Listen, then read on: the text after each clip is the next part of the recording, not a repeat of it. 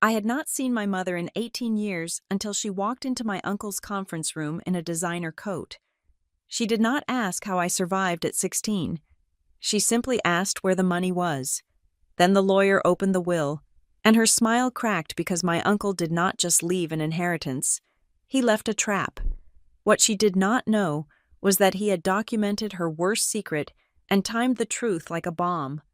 My name is Morgan Allen, and for the last 18 years, I had convinced myself that the woman sitting across from me did not exist. I had buried the memory of her under layers of work, routine, and the impenetrable armor my uncle had helped me build. But now, she was sitting less than 4 feet away, occupying a high-backed leather chair in a conference room in Ravenport, Massachusetts. Her hair was a perfectly coiffed shade of blonde that screamed maintenance, and her skin was smooth, tight, and glowing with the kind of health that only money can buy. She was wearing a designer coat that likely cost $5,000, draped over her shoulders with casual elegance. There was zero shame in her eyes. There was only a bright, predatory expectancy. The room was silent, save for the low hum of the climate control system and the scratching of a pen on paper. Outside the floor-to-ceiling windows, the gray Atlantic Ocean churned against the coastline, mirroring the storm that was brewing inside my chest. I kept my hands folded on the polished mahogany table, my face a mask of absolute neutrality. This was the first lesson my uncle, Elliot Sawyer, had drilled into me. Emotion is information. He would say, do not give it away for free. At the head of the table sat Marvin Klein, my uncle's personal attorney and perhaps the only man Elliot had ever fully trusted. Marvin was 70 years old, built like a retired linebacker, with eyes that missed nothing.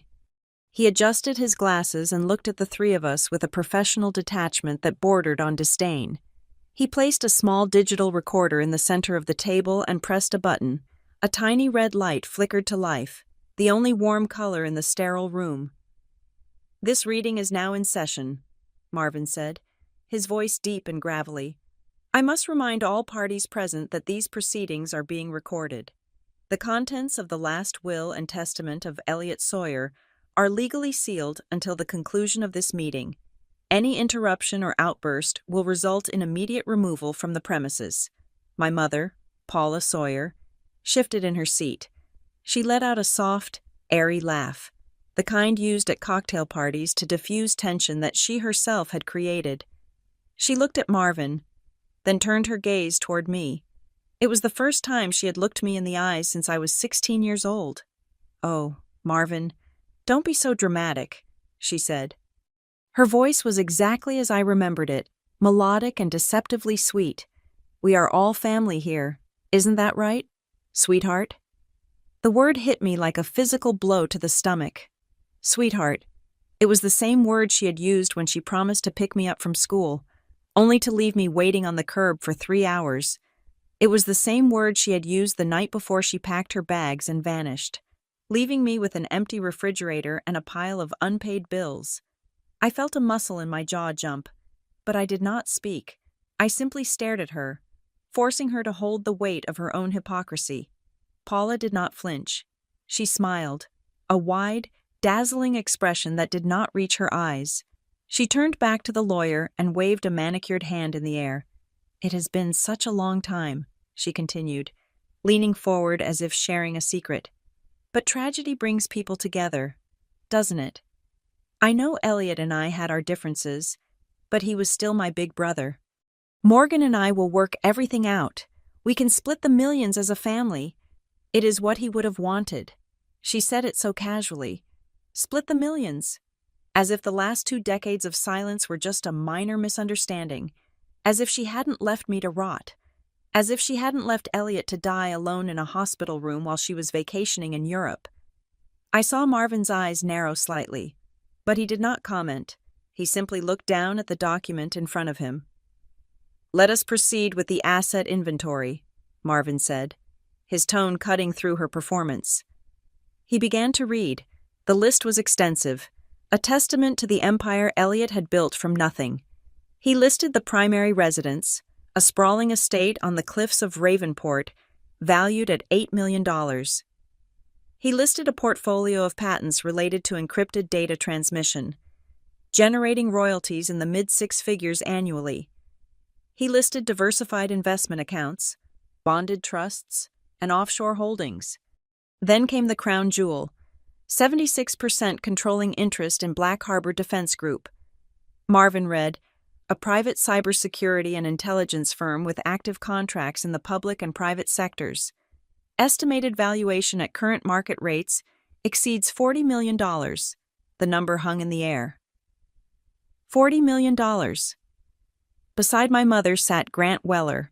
He was her boyfriend, or maybe her new husband. The distinction hardly mattered. He was a man in his 50s who tried too hard to look 40, wearing a suit that was too shiny and a watch that was too big. When Marvin said the words, $40 million, Grant's eyes widened, and he licked his lips. He reached into his leather briefcase and pulled out a thick blue folder. He slid it across the polished table toward Marvin with an arrogant smoothness. Grant cleared his throat. We assumed the estate would be complex, he said, his voice oily and confident.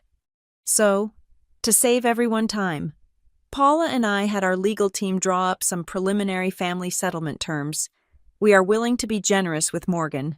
Of course, a flat payout to set her up, and then Paula will take over the administrative burden of the company. We want to honor Elliot's legacy by keeping it in experienced hands. I almost laughed. The idea of Paula running a defense contractor was absurd. She couldn't even manage a household budget. But Grant wasn't looking at me. He was looking at the folder as if it were a winning lottery ticket. Marvin did not touch the folder. He did not even look at it. He simply stopped reading. The silence in the room stretched thin, transforming from awkward to suffocating. Marvin reached into his briefcase and produced a second envelope. It was not a standard legal document. It was a heavy, cream-colored envelope sealed with red wax. On the front, typed in bold, aggressive font, were the words, Conditional Addendum. Read only if Paula Sawyer appears. The atmosphere in the room shifted instantly. It was as if the oxygen had been sucked out by a sudden depressurization. Paula froze. Her hand, which had been reaching for a glass of water, stopped in midair. For half a second, the mask slipped. I saw panic. I saw recognition. She knew that font. She knew that tone. It was the voice of a man who played chess while everyone else was playing checkers. Then, just as quickly, she recovered. She let out another laugh. But this one was brittle. It sounded like dry leaves being crushed. Oh, Elliot, she said, shaking her head, always with the theatrics, even from the grave. What is this? Some kind of final joke. Marvin placed his hand on the envelope. He looked directly at my mother, his expression grave. Your brother anticipated today. Marvin said. The words were quiet, but they carried the force of a judgment. He planned for it in detail. He gave me explicit instructions that this envelope was only to be produced if you physically attended the reading, if you had stayed away, if you had simply allowed Morgan to grieve in peace. This document would have remained sealed forever. My mother's smile faltered. The corners of her mouth twitched. She looked at the envelope, then at me. Suddenly, she reached under the table and grabbed my hand. Her palm was cold and clammy. She squeezed my fingers tight, locking her grip like a vice. Morgan, honey, she said, her voice dropping to a conspiratorial whisper. Don't let them do this. Your uncle he was a difficult man. He held grudges. You know that. We are the only family left. We have to stick together against the lawyers. Whatever is in there, we can ignore it. We can make our own deal. I looked down at our joined hands. Her knuckles were white. She wasn't holding my hand because she loved me. She was holding on to me like a human shield. She was terrified. I slowly, deliberately, pulled my hand away. I placed it back on the table, separate from hers. Let him read it, I said. My voice was steady. Grant looked like he wanted to intervene, to shout, to throw the table over. But the red light on the recorder kept him frozen in his seat. He knew that any aggression now would only complicate their claim to the $40 million. Marvin broke the wax seal. The sound was sharp, like a bone snapping. He unfolded the document inside. It was a single page, dense with text. Paula's face began to lose color before Marvin even finished scanning the first paragraph. Her tan seemed to turn gray, and the perfect makeup suddenly looked like paint on a cracking wall. She knew, deep down, she knew what was coming. Marvin cleared his throat and began to read the addendum aloud. I, Elliot Sawyer, being of sound mind and judgment, hereby enact the following clause regarding the distribution of my estate. This clause is triggered solely by the presence of my sister, Paula Sawyer, at the reading of my will. Her presence confirms that she has not respected the boundaries established 18 years ago and is seeking financial gain from my death. Therefore, the following conditions are now in effect. Marvin paused. He looked up over the rim of his glasses. Paula was not smiling anymore. She was staring at the paper in Marvin's hands with the look of someone watching a grenade roll into the room. Grant leaned forward, aggressive now. This is ridiculous. You can't condition an inheritance on... Sit down. Mr. Weller, Marvin snapped. I am not finished. The lawyer looked back at the page. To my niece, Morgan Allen, I leave the entirety of my estate, including all properties, liquid assets, and the controlling interest in Black Harbor Defense Group. However, should Paula Sawyer contest this will, attempt to claim any portion of these assets, or fail to sign the attached admission of abandonment and debt acknowledgement, a secondary protocol will be initiated immediately. Admission of abandonment. The words hung in the air, toxic and heavy. What is that? Paula whispered. Her voice was trembling. Marvin turned the page to reveal a second document attached to the back. It is a sworn statement, Marvin explained calmly. It details the events of November 4th, 18 years ago. It outlines the state in which you left your 16-year-old daughter. It also details the loan you attempted to take out in Elliot's name 7 years ago, which constitutes federal wire fraud. Elliot paid the legal fees to bury that charge to protect the family name, but he kept the file. Paula went white, truly, ghostly white. She looked like she might faint. If you sign this document, admitting to these facts and agreeing to a lifetime ban from contacting Morgan Allen or Black Harbor personnel, you will receive a one-time settlement of $50,000. Marvin continued, if you refuse to sign, or if you attempt to fight this will in court, the poison pill clause is triggered. Poison pill, Grant asked, his voice high and tight. In the event of a contest, Marvin read, the entirety of the estate, every dollar, every share, every brick of the house will be immediately liquidated and donated to the Sawyer Foundation for Homeless Youth. Neither Morgan Allen nor Paula Sawyer will receive a single cent. The room went dead silent. I looked at my mother. The realization was washing over her. She thought she was fighting me for a slice of the pie. She didn't realize that Elliot had rigged the entire bakery to explode. This is a bluff, Grant hissed. No one destroys $40 million just to make a point. You didn't know my uncle, I said softly. Marvin looked at Paula. The choice is yours. Ms. Sawyer, you can walk away with $50,000 and your freedom, or you can fight for millions and ensure that no one gets anything. And keep in mind, if you fight, that evidence regarding the wire fraud goes to the district attorney. My mother looked at me. Her eyes were wide, pleading, desperate. She looked at the millions she had already spent in her head. She looked at the trap that had just snapped shut around her ankle. Morgan, she choked out, you can't let him do this. You're his heir. You can stop it. Tell him we'll make a deal. I leaned back in my chair. The leather was cool against my spine. For the first time in 18 years, I wasn't the scared girl waiting on the curb. I was the one holding the keys. I don't make deals with terrorists, Mom, I said, and then I waited for her to make her move. The silence was the first thing that hit me. It was not the peaceful silence of a library or a church, but the heavy, stagnant silence of a tomb. I was 16 years old, returning from a 6-hour shift at a diner where the grease clung to my skin like a second layer of clothing. I had $12 in tips crumpled in my jeans pocket, and all I wanted was to heat up a frozen burrito and fall asleep to the sound of the television. Usually, the apartment was a cacophony of noise. My mother, Paula, hated quiet. She filled every room with sound reality TV shows blasting at volume 50, phone conversations on speaker where she complained to her friends about how the world had wronged her, or just the heavy thud of her pacing when she was between moods. But that Tuesday night, opening the door felt like stepping into a vacuum. The television was black. The air smelled stale, like old coffee and dust. I called out her name, but my voice just bounced off the peeling beige paint in the hallway. I dropped my backpack on the linoleum floor and walked into the kitchen. The refrigerator hummed, a mechanical rattle that sounded deafening in the quiet. I opened it, a half-empty carton of milk, a jar of pickles, and a shriveled lemon. The frozen burritos were gone. I went to her bedroom. The door was ajar. I did not panic immediately. Panic is a luxury for people who are not used to instability. Instead, I felt a cold, sinking sensation in my gut. A feeling I had grown up with, like missing a step on a staircase in the dark. I pushed the door open. The bed was unmade, sheets tangled, but it was the closet that confirmed the feeling in my stomach.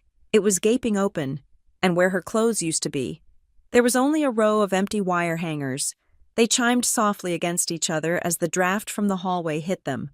Her good coat was gone. Her shoes were gone. The 2 suitcases that usually gathered dust under the window were missing. I went back to the kitchen. That was when I saw the note on the counter, held down by a salt shaker. It was written on the back of an overdue electric bill. Her handwriting was jagged, rushed, the loops of the letters sharp and aggressive. It did not say she was sorry. It did not say she loved me. It said, simply, I cannot do this anymore. I need to breathe. You are 16. You will be fine. Don't look for me. I stood there for a long time, staring at the words until they blurred. I did not cry. Crying would have implied surprise, and deep down, beneath the layers of denial, I was not surprised. I was just exhausted. I crumpled the note and threw it in the trash, then pulled it out 5 seconds later and smoothed it flat on the counter. I needed proof. If I threw it away, I might convince myself in the morning that she had just gone to the store. For 3 days, I lived in a state of suspended animation. I went to school because it was warm and they served free breakfast. I went to my shift at the diner because I needed money for food. I came home to the silent apartment and slept with the lights on. I told no one. I checked my phone every 10 minutes, waiting for a text, a call, a voicemail. I called her number so many times that I memorized the exact cadence of the automated operator telling me the subscriber was unavailable. I convinced myself she was having an episode. She would cool off. She would run out of money. She would come back and act like nothing happened. And I would scream at her, and then we would order pizza. That was the cycle. Cycles were comforting because they were predictable, but the cycle broke on Friday afternoon. I was sitting on the couch, eating peanut butter out of the jar with a spoon, when a heavy fist pounded on the front door. My heart hammered against my ribs. I thought, for one wild, hopeful second, that she had lost her keys. I opened the door. It was not my mother. It was the landlord, a man with a thick neck and eyes that looked like wet stones. He looked over my shoulder, scanning the empty living room. "Where is she?" he demanded. "She is at work." I lied. The lie tasted like ash. "She will be back later." "Don't give me that." He spat. "I haven't seen her car in 4 days, and the rent is 2 months late. I told her last week. No more chances." 2 months? I felt the blood drain from my face. She told me she paid it. She showed me the confirmation number. She lied. He said, his voice flat and uninterested in my shock. "You tell her she has 24 hours to have the full amount, cash or certified check, or I am changing the locks and calling the sheriff. And if she is gone, I am calling child services. I am not running a halfway house for runaways." He slammed the door. The sound echoed like a gunshot. The denial shattered. The reality of the situation rushed in like freezing water. I was 16. I had $12.40. I had no food. I was about to be homeless. And my mother had lied about the rent for 2 months while watching me pick up extra shifts to pay for groceries. I spent that night packing. I didn't know where I was going. but I knew I couldn't stay. I put my school books, my 2 pairs of jeans, my uniform, and a photo of me and my dad, who I barely remembered, into a backpack. I sat on the floor of the empty living room and waited for the sun to come up. The next morning, I walked into the school guidance counselor's office. Ms. Alvarez was a kind woman with tired eyes who always smelled like peppermint tea. I sat in the chair across from her desk, gripping the straps of my backpack until my knuckles turned white. "Morgan," she asked gently, "is everything okay? You have been late 3 times this week." I tried to speak, but my throat closed up. I took a breath, shaky and shallow. I didn't want to tell her. Telling her made it real. Telling her meant I was officially a victim, a charity case, a statistic, but the memory of the landlord's fist on the door was louder than my pride. My mom left. I said, the words came out as a whisper. Ms. Alvarez put her pen down. "When Tuesday," I said, "she is not coming back, and we are getting evicted today." The machinery of the system ground into gear immediately. There were phone calls. There were forms. A social worker named Mrs. Gable arrived within the hour. She was brisk and efficient, carrying a clipboard like a shield. They asked me questions. Did I have other family? Did I have a place to go? I gave them the only name I knew, Elliot Sawyer. My mother rarely spoke of her brother, and when she did, it was with venom.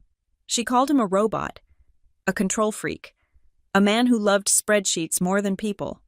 She said he looked down on us from his ivory tower. I had not seen him since I was 5 years old. I didn't even know where he lived, only that he was somewhere in the state and that he was successful. I sat in the main office for 4 hours while Mrs. Gable made calls. I watched the clock on the wall tick away the seconds of my life. I imagined foster homes. I imagined sleeping in a shelter. I prepared myself for the news that he didn't want me. Why would he? His sister had abandoned me. Why should he pick up the pieces then? The heavy double doors of the school entrance swung open. Elliot Sawyer did not look like a savior. He looked like a man who had been interrupted in the middle of a very important merger.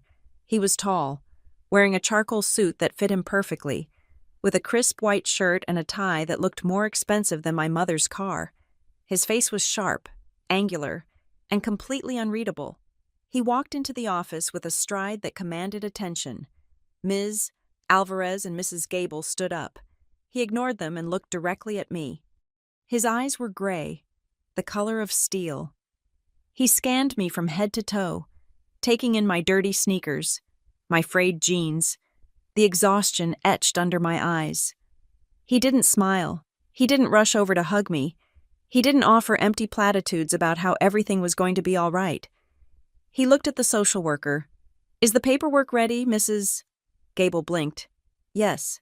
Mr. Sawyer, we just need to verify temporary guardianship and—" "I have my legal team handling the filing," he interrupted. His voice was calm, deep, and absolutely final. "I am taking her now." He signed the papers without sitting down. He didn't ask about my mother. He didn't ask why she left. He treated the situation like a logistical error that needed to be corrected. When he was finished, he turned to me. He pointed to my backpack. "Is that everything?" he asked. I nodded. "Yes. Pack what matters," he said. "We leave today." I followed him out to the parking lot. He drove a black sedan that shone under the afternoon sun. He opened the trunk, and I threw my backpack inside. It looked pathetic in the vast, carpeted space. I climbed into the passenger seat. The interior smelled of leather and nothing else. No fast food wrappers, no air freshener, no clutter. It was pristine. He got in the driver's side and started the engine. It purred so quietly I could barely hear it. As we pulled out of the school lot, I looked out the window. I watched the building recede, watching my old life shrink until it disappeared around a corner. I felt a sudden, violent wave of terror. I was in a car with a stranger. I was going to a place I didn't know. I had no one. Elliot didn't turn on the radio. He drove with both hands on the wheel, his eyes on the road. After 10 minutes of silence, he spoke. "I know what she told you about me," he said. He didn't look at me. "She told you I was cold. She told you I didn't care. I didn't answer. I just stared at my hands. She was right about the cold part. He continued. I am not going to be a father to you. Morgan, I don't know how to do that. And I am not going to be your friend. I felt tears prick the back of my eyes. This was it. He was going to drop me off at a boarding school or a convent. But, he said, his voice hardening, I am dependable. You will have a roof. You will have food. You will have an education. And you will never have to wonder if the lights are going to turn on when you flip the switch. He stopped at a red light and finally looked at me. His expression was intense, almost angry, but not at me. It was an anger directed at the universe, at the chaos that had allowed a 16-year-old girl to be thrown away like trash. You won't beg for stability again, he said. The light turned green. He accelerated, the car moving smoothly onto the highway. I leaned my head against the cool glass of the window. I should have felt relieved. I had been rescued. I was safe. But as I watched the highway markers fly by, I realized I was more terrified than I had been in the empty apartment. I wasn't afraid of him. I was afraid of the promise. I was afraid of the stability he offered. Because if I let myself believe in it, if I let myself get used to a full fridge and a warm bed and a life where adults didn't leave in the middle of the night, then the next time the floor dropped out, it wouldn't just hurt, it would kill me. I closed my eyes and tried not to hope. Hope was dangerous. Hope was the thing that broke you. But as the miles put distance between me and the mother who left, the hum of the engine felt dangerously like a heartbeat I wanted to trust. Living in Elliot Sawyer's house was like living inside a Swiss watch. Everything was calibrated, silent, and terrifyingly efficient. The chaos of my previous life, the unpaid bills, the screaming matches, the uncertainty of whether there would be milk in the fridge was replaced by a silence that felt heavy enough to bruise. His estate in Ravenport was not a home in the traditional sense. It was a structure of glass, steel, and dark wood, perched on a cliff edge as if daring the ocean to erode it. Inside, there was no dust. There were no piles of mail on the counter. There were no shoes left in the hallway. The air was filtered and cool, maintained at a constant 68 degrees. For the first week, I walked around on my tiptoes, afraid that if I made a sound, the house would reject me like a virus. Elliot did not believe in parenting. He believed in management. On my second morning, I came down to the kitchen at 10 o'clock, wearing my pajamas, eyes bleary from a night of staring at the ceiling. Elliot was already gone, but on the marble island, there was a single sheet of heavy bond paper with my name printed at the top. It was not a chore list. It was a schedule. 6:30 in the morning, wake up. 7 o'clock breakfast. 8 o'clock to 3 o'clock school. 3:30 to 4:30, physical activity. 5 o'clock to 6 o'clock skill acquisition. 6:30 dinner. 10 o'clock lights out. I stared at the paper. It looked like a prison sentence. I crumpled it up and threw it in the stainless steel bin. When Elliot returned that evening, the house was dark. I was watching television in the living room, my feet on the coffee table, a bag of chips open beside me. I was waiting for him. I wanted him to yell. I wanted him to lose his temper. If he yelled, I would know where I stood. If he screamed at me, he would be just like my mother, and I knew how to handle screaming. You tune it out. You wait for the explosion to end. Elliot walked in. He looked at the television, then at my feet on the table, then at the chip crumbs on the floor. He did not yell. He did not even frown. He simply walked over to the wall, picked up a remote, and turned off the television. The room plunged into silence. Dinner was at 6:30, he said, his voice even. It is now 7:15. I shrugged, a gesture of teenage defiance I had perfected. I wasn't hungry. He looked at me, and his eyes were like calm water. Hunger is biological. Scheduling is structural. If you are not present at the table at 6:30, the kitchen closes. He walked into the kitchen, poured himself a glass of water, and went to his study. He closed the door. I sat there, stunned. He wasn't going to fight me. He wasn't going to drag me into a drama. He was just going to let the system run. I went to the kitchen. The fridge was stocked, but there were no prepared meals. I ate a raw apple and went to bed angry. This became our dance. I tested the perimeter, looking for the electric fence, and Elliot simply moved the fence without saying a word. I skipped the skill acquisition hour to listen to music. The next day, the Wi-Fi password had been changed. I asked for it, and he handed me a textbook on basic network security. "You want access?" he asked. "Crack the new password. The hint is in Chapter 3. It took me 4 hours. I missed dinner again, but when I finally typed in the correct sequence of characters and the internet icon lit up, I felt a surge of dopamine I hadn't expected. I walked into his study, triumphant. "I got it," I said. He didn't look up from his laptop. "Good.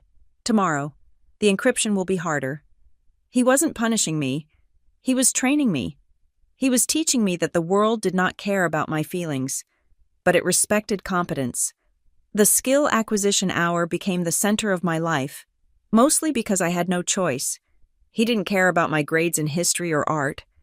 He cared about leverage. 1 hour a day. You learn a skill that pays. He told me during one of our quiet dinners, "The world is full of people with opinions. It is short on people who can solve expensive problems." He taught me how to read a balance sheet. He taught me the basics of contract law. He made me memorize the logical fallacies so I could dismantle an argument in real time. It was exhausting, dry, and relentless. But it was also the first time in my life that an adult was investing time in me. Even if that investment felt like programming a computer, sometimes, he took me to his office at Black Harbor Defense Group. The building was a fortress of glass in the city, filled with people who walked fast and spoke in acronyms. I expected Elliot to be the loudest voice in the room. I expected him to dominate like the alpha males on television. I was wrong. I sat in the corner of a conference room during a negotiation with a vendor who was trying to renegotiate a service contract. The vendor, a man with a loud tie and a sweaty forehead, talked for 20 minutes straight. He used buzzwords. He made jokes. He slammed his hand on the table to emphasize his points. Elliot sat perfectly still. He didn't nod. He didn't interrupt. He just watched the man's mouth. When the man finally stopped, breathless and expecting a fight, Elliot waited 4 full seconds. The silence stretched until the vendor started fidgeting. "Your operational costs haven't increased," Elliot said softly. "You are trying to cover a loss from another client by padding our invoice." The man sputtered. That is not true. We are seeing supply chain issues across the board." Elliot slid a single sheet of paper across the table. It was the vendor's own quarterly earnings report, which had been released that morning. "You posted record profits in your supply division," Elliot said, "but your logistics arm is bleeding cash." The man deflated. He signed the original contract without another word. In the car ride home, I asked him how he knew the man was lying before he even showed the paper. Elliot looked at the road. "Truth gets irritated," he said. "When you accuse someone of something they didn't do, they get angry, they get messy. But lies get careful." That man was rehearsing his speech. He was too structured. He was protecting a narrative, not stating a fact. I looked at him, really looked at him. I realized then that my mother was a liar. I remembered how careful she was when she promised she would pay the rent. I remembered the elaborate stories she spun about why she lost her jobs. She wasn't just unlucky. She was a careful architect of her own disasters. But even with the structure, the trauma was still there, lurking under the surface of my new routine. It hit me 3 weeks in. I woke up at 2 a.m, gasping for air. The nightmare was always the same. I was back in the apartment. The walls were closing in, and the silence was filling my lungs like water. I couldn't breathe. I sat up in bed, shaking, tears streaming down my face. I tried to be quiet. I didn't want to wake him. I didn't want to be a burden. But the house heard everything. There was a soft knock on my door. It opened, and a slice of hallway light cut across the floor. Elliot stood there. He was wearing a dark robe, his hair mussed from sleep. He saw me. He saw the tears, the shaking shoulders, the panic in my eyes. I braced myself for the awkward questions. "What's wrong?" Did you have a bad dream? Do you want to talk about it? He did none of those things. He didn't cross the room to hug me. He knew, somehow, that physical contact would make me shatter. He walked into the room and placed a box of tissues on the nightstand. Then he pulled the desk chair over, turned it to face the window, and sat down. He didn't look at me. He just sat there in the dark, a silent, solid presence in the corner of the room.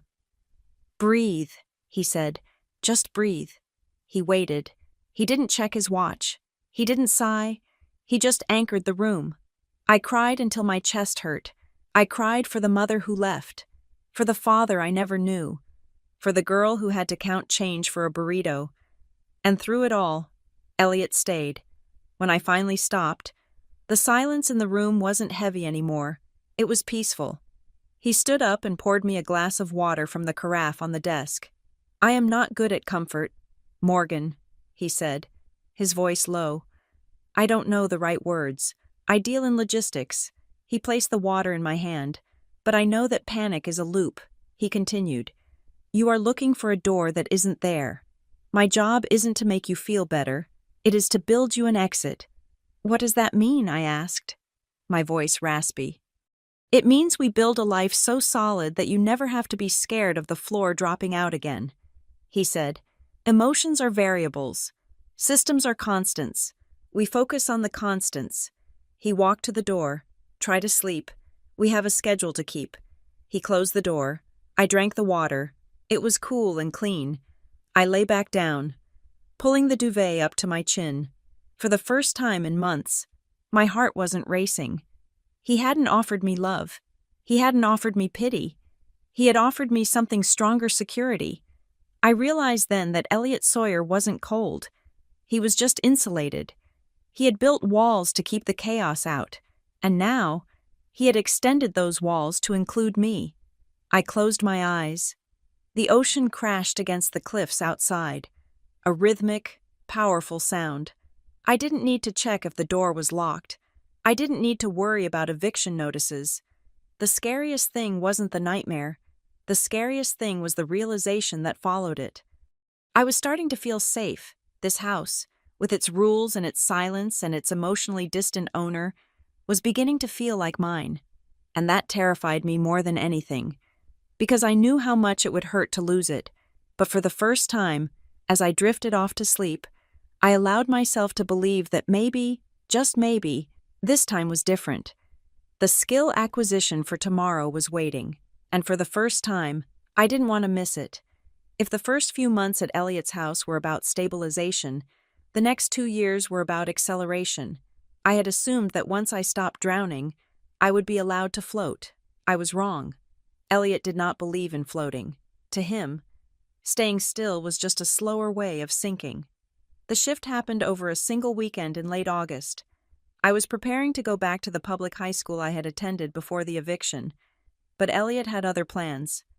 He placed a stack of brochures and application forms on the kitchen counter.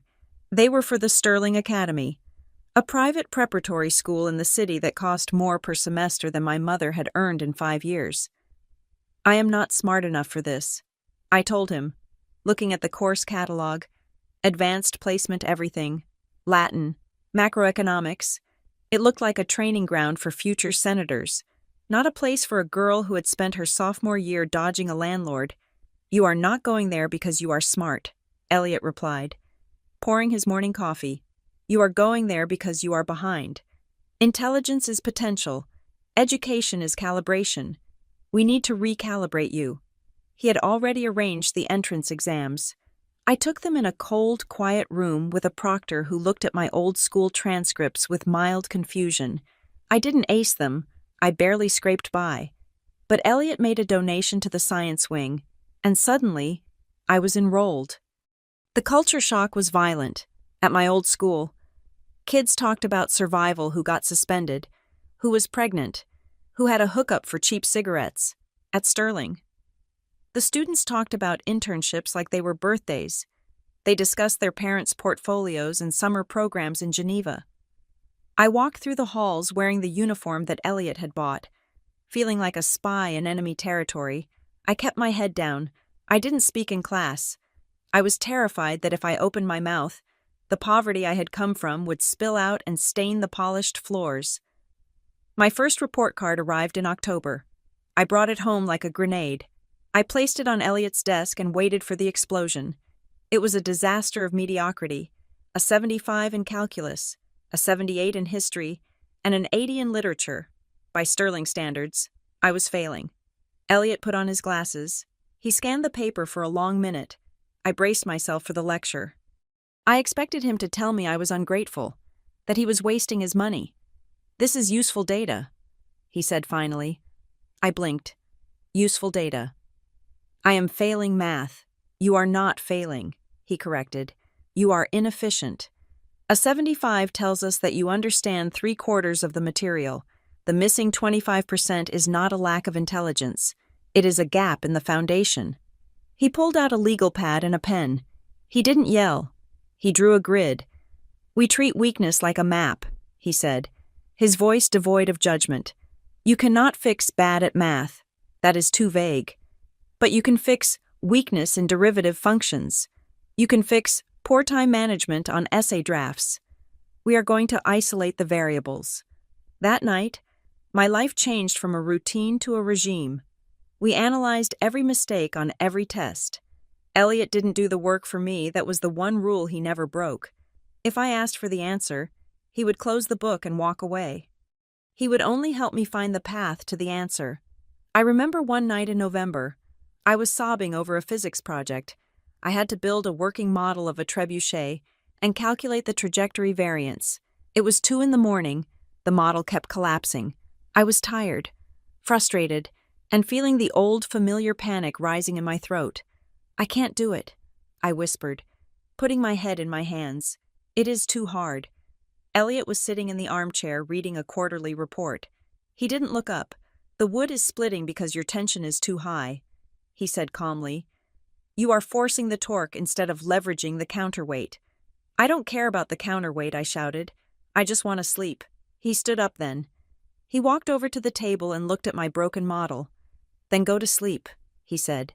"And tomorrow, you can go to school and tell your teacher that you quit because you were tired. You can tell them that when the pressure got real, you folded." Is that the narrative you want on your record? I hated him in that moment. I hated his calm, his logic, his absolute refusal to pity me. But I didn't go to sleep. I took the model apart. I rebuilt the frame. I recalculated the weight ratios. At 4:30 in the morning, the trebuchet fired a marble perfectly across the room. Elliot was still in the chair. He hadn't slept either. "Good," he said. "Now clean it up." That was the turning point. I stopped looking for validation and started looking for results. I began to approach school the way Elliot approached business. I wasn't there to make friends. I was there to acquire assets. The assets were grades, recommendations, and knowledge. By spring, a strange thing happened. I was sitting in the library, working through a complex set of chemistry equations, when a girl named Sarah pulled out a chair opposite me. Sarah was the daughter of a senator. She drove a Range Rover and usually looked through me like I was glass. "Hey," she said, looking uncomfortable. "I heard you got a 98 on the midterm." I didn't look up. 97? "Right," she said. "Look, I am drowning in stoichiometry. Can I see your notes?" I looked at her then. 6 months ago, I would have been desperate for her attention. I would have given her everything just to be acknowledged. But Elliot had rewired me. I didn't need her to like me. "My notes are in shorthand," I said, "but I am reviewing Chapter 4 at 6 o'clock. You can sit in if you stay quiet." She sat in. The next day, 2 other students joined. By final exams, I was leading a study group of 5 of the wealthiest kids in the state. They didn't hang out with me because I was cool. They hung out with me because I was relentless. I was the machine that dragged them across the finish line. I stopped apologizing for taking up space in the classroom. When a teacher asked a question, I didn't raise my hand tentatively. I raised it like a flag. I knew the answer, not because I was a genius, but because I had outworked everyone else in the room. The confidence wasn't loud. It was quiet. It was the knowledge that I could walk into a room, assess the requirements, and execute the necessary tasks to survive. Then came the college applications. This was the war. I had made a list of state schools, good schools, respectable schools, but safe schools. I showed the list to Elliot over dinner. He read it, then placed it on the table and placed his water glass on top of it, leaving a wet ring on the paper. "No," he said. "What do you mean?" "No," I asked. "These are good programs. I have the grades for them. I will get a scholarship. You are aiming for the floor." He said, "You are applying to these schools because you know you will get in. You are mitigating risk." "I am being realistic," I argued. "You are being a coward," he countered. He pushed the list away. "You will apply to the top tier. You will apply to programs that might reject you. You will apply to the ones that scare you. But what if I don't get in?" I asked, my voice rising. "What if I aim high and miss? Then I have nothing." "Then you adjust," he said.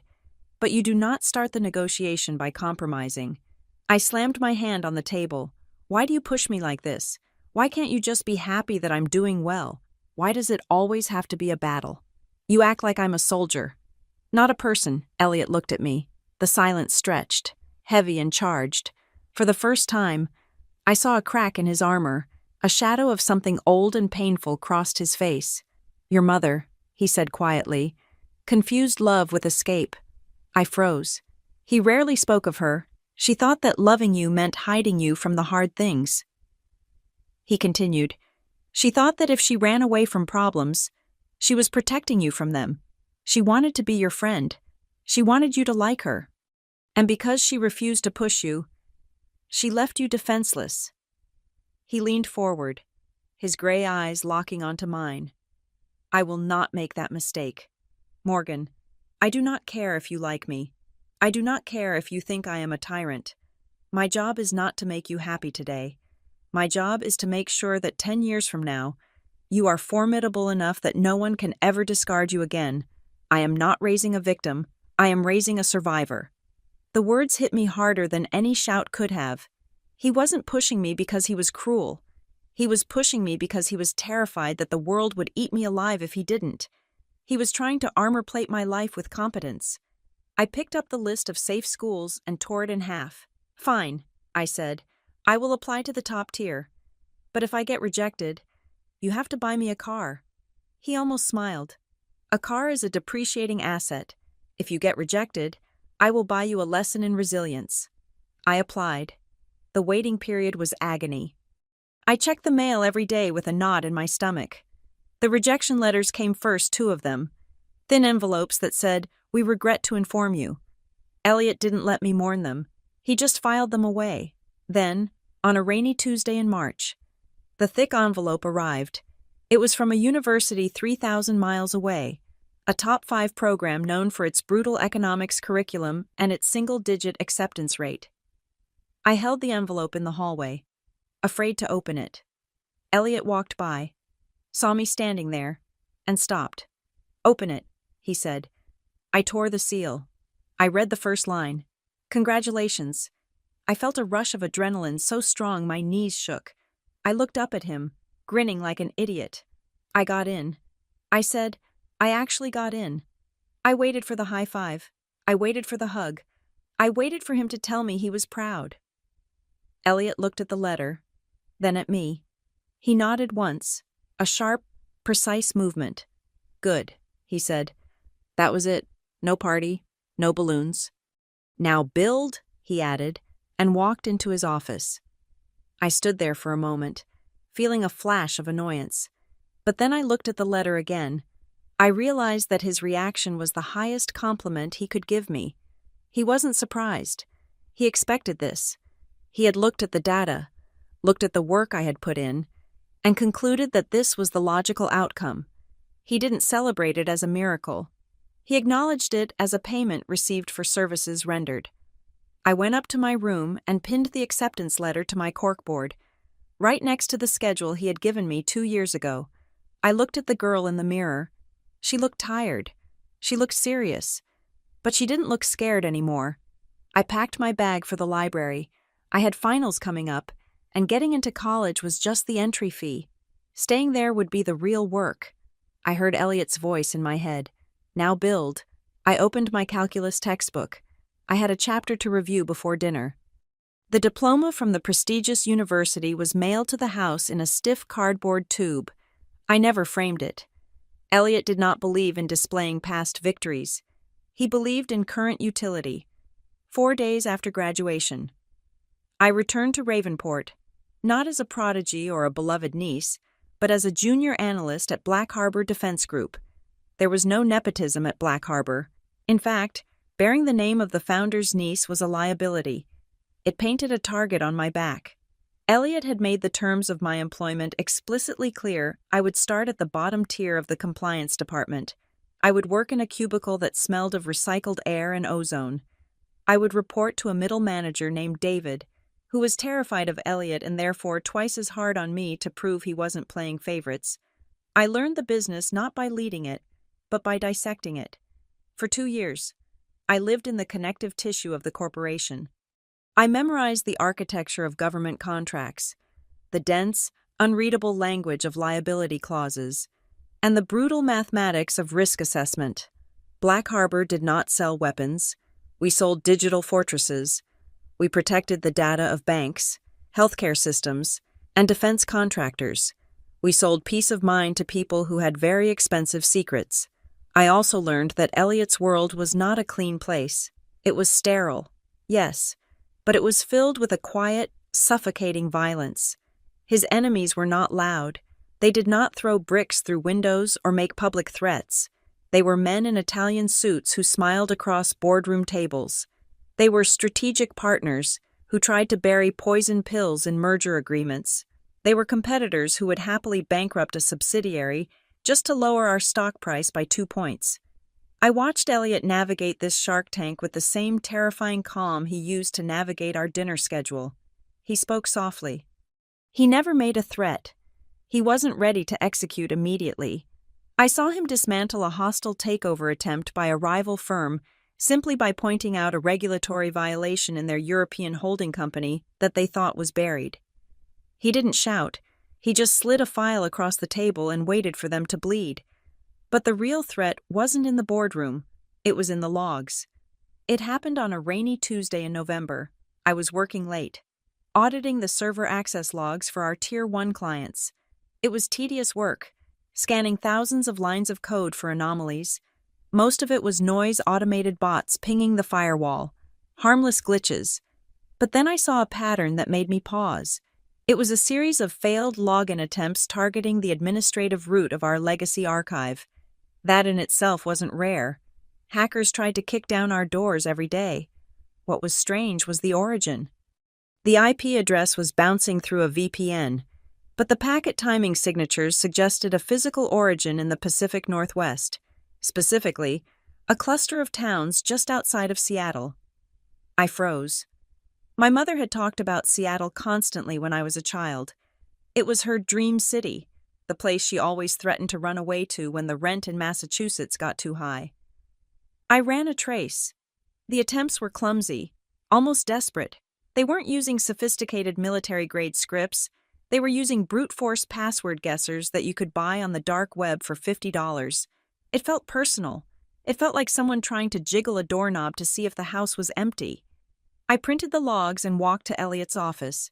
His executive assistant had gone home for the day. The office was dim, lit only by the glow of his monitors and the city lights outside the glass walls. Elliot was standing by the window, looking out at the rain. "I found something," I said, placing the paper on his desk. He turned slowly. He looked tired. That was the first time I really registered it. Not just sleepy, but deeply, structurally exhausted. The lines around his mouth were deeper. His suit jacket, usually tailored to perfection, hung slightly loose at the shoulders. He picked up the paper. He scanned the lines of code. His eyes stopped at the location data. For a split second, the mask slipped. I saw a flash of recognition, followed immediately by a cold, hard shudder coming down. "It is just a script, Kitty," he said. Dropping the paper into the shredder, a botnet infected a server in Washington state. "It is random noise." "It is not random," I argued. "It is targeting the legacy archive, specifically, the personal asset folders, and it is coming from the one place she always said she wanted to go, Elliot looked at me. His face was a stone wall. "Do not look for ghosts. Morgan," he said, "it is a waste of resources. Focus on your audit." He turned back to the window, effectively dismissing me. But I didn't leave. I stood there, watching the back of his neck, the tension held in his shoulders. He was lying. He knew exactly what those pings were. He knew who was behind the keyboard, or at least who had hired the person behind the keyboard. A week later, I found the confirmation. Elliot had been called away to an emergency meeting with the board of directors. He had left his office door unlocked. A rare oversight. I needed a signature on a compliance form. So I walked in. He wasn't there, but the room felt heavy with his presence. I walked behind his desk. I shouldn't have done it. It was a violation of the hierarchy, a violation of the trust he had built with me. But the memory of those login attempts was itching under my skin. I looked at the credenza behind his desk. There was a row of filing cabinets, all locked, but one drawer was slightly ajar. I pulled it open. It was filled with black folders, all labeled with alphanumeric codes, except for one. In the back, there was a thick red folder. The label was typed in bold, capital letters. "Paula, do not open without counsel." My heart hammered against my ribs. I reached for it. My fingers brushed the cardstock. "Don't." The voice came from the doorway. It was quiet, low, and sharp as a razor. I snatched my hand back and spun around. Elliot was standing there. He didn't look angry. He looked disappointed, which was infinitely worse. He walked into the room and closed the door behind him. The click of the latch sounded like a gunshot. I expected him to fire me. I expected him to tell me to pack my box and leave. Instead, he walked past me, closed the drawer, and locked it with a key from his pocket. Then he leaned against the desk and crossed his arms. "Curiosity is a liability when it lacks discipline," he said. "You know she is out there," I said. My voice was shaking, but I forced myself to hold his gaze. The login attempts. That was her, or someone she knows. "She is trying to find out how much you are worth." Elliot didn't deny it. He didn't gaslight me. "She has been trying for years." He said simply, "She sends emails. She has lawyers send inquiries. She tries to guess passwords. She is looking for a weak point." "Why didn't you tell me?" I asked. "I am an adult. I work here. I have a right to know." He looked at me with those steel gray eyes. "You have a right to be protected," he said. "Information is not a right. It is a tool. And until today, that information served no purpose other than to distract you." He tapped the locked drawer. "If she ever returns," he said, his voice hardening, "you will need facts, not feelings. You will need dates, timestamps, bank records, and legal precedents. That folder is not a diary. It is an arsenal, and you do not open the arsenal until the war starts." He pushed off the desk and walked to his chair. "Now, bring me the compliance form," he said. I handed it to him. He signed it without looking up. The subject was closed, but the dynamic had shifted. He knew that I was watching now, and I knew that he was hiding more than just a folder. Over the next 6 months, the transfer of power began. It wasn't official. There was no memo sent to the staff, but Elliot started copying me on emails that were way above my pay grade. He started inviting me to meetings with the strategic partners. He would sit silently while they talked, and then he would turn to me and say, "Morgan, what is your assessment of the liability here?" He was testing me in real time. He was forcing me to speak, to make decisions, to wield the authority of the Sawyer name. When I faltered, he didn't correct me in the room. He waited until we were in the car, and then he would dissect my performance with surgical precision. But as my responsibilities grew, Elliot seemed to shrink. I noticed it in the small things first. He stopped finishing his lunch. The meticulously prepared salads and proteins would go back to the kitchen half-eaten. He started wearing sweaters under his suit jackets, as if he couldn't get warm, even though the office thermostat was set to 72 degrees. Then came the missed days. Elliot Sawyer never missed a day of work. In the 10 years I had known him, he had worked through the flu, through blizzards, through power outages, but now, there were mornings when he didn't come in until 10 o'clock. There were afternoons when his calendar was blocked off for private appointments that lasted 3 hours. I tried to ignore it. I tried to focus on the work, on the empire he was teaching me to run, but the dread was a cold current running beneath the floorboards. One evening in early spring, I walked into his office to deliver a quarterly report. He was sitting at his desk, but he wasn't working. He was staring at a blank monitor, his hand resting on his stomach. His face was gray, a pallor that looked unnatural under the fluorescent lights. He looked like he was in agony. He didn't hear me enter. I watched him for a moment, seeing the man who had been my pillar, my savior, my mentor, looking fragile and human. "Elliot," I said softly. He flinched. He straightened up immediately, composing his face into the familiar mask of stoicism, but he was too slow. I had seen the pain. "You are sick," I said. It wasn't a question. He looked at me. He opened his mouth to dismiss me, to tell me to get back to work, to quote some rule about boundaries. But he stopped. He looked at the woman standing in front of him, the woman he had built from the scared teenager on the curb. He realized, finally, that he couldn't lie to his own creation. He exhaled, a long, shaky breath. "There is a timeline," he said. His voice was steady, but it lacked its usual resonance. "What kind of timeline?" I asked. Walking closer to the desk, I felt cold all over. "Pancreatic," he said. "By the time they found it, the strategic options were limited." I felt the room tilt. Pancreatic. The word was a death sentence. "How long?" I asked. I forced my voice not to break. I used the tone he taught me. Clinical. Direct. 6 months, he said. Maybe 8, if I'm stubborn. I wanted to scream. I wanted to cry. I wanted to smash the glass walls of his office.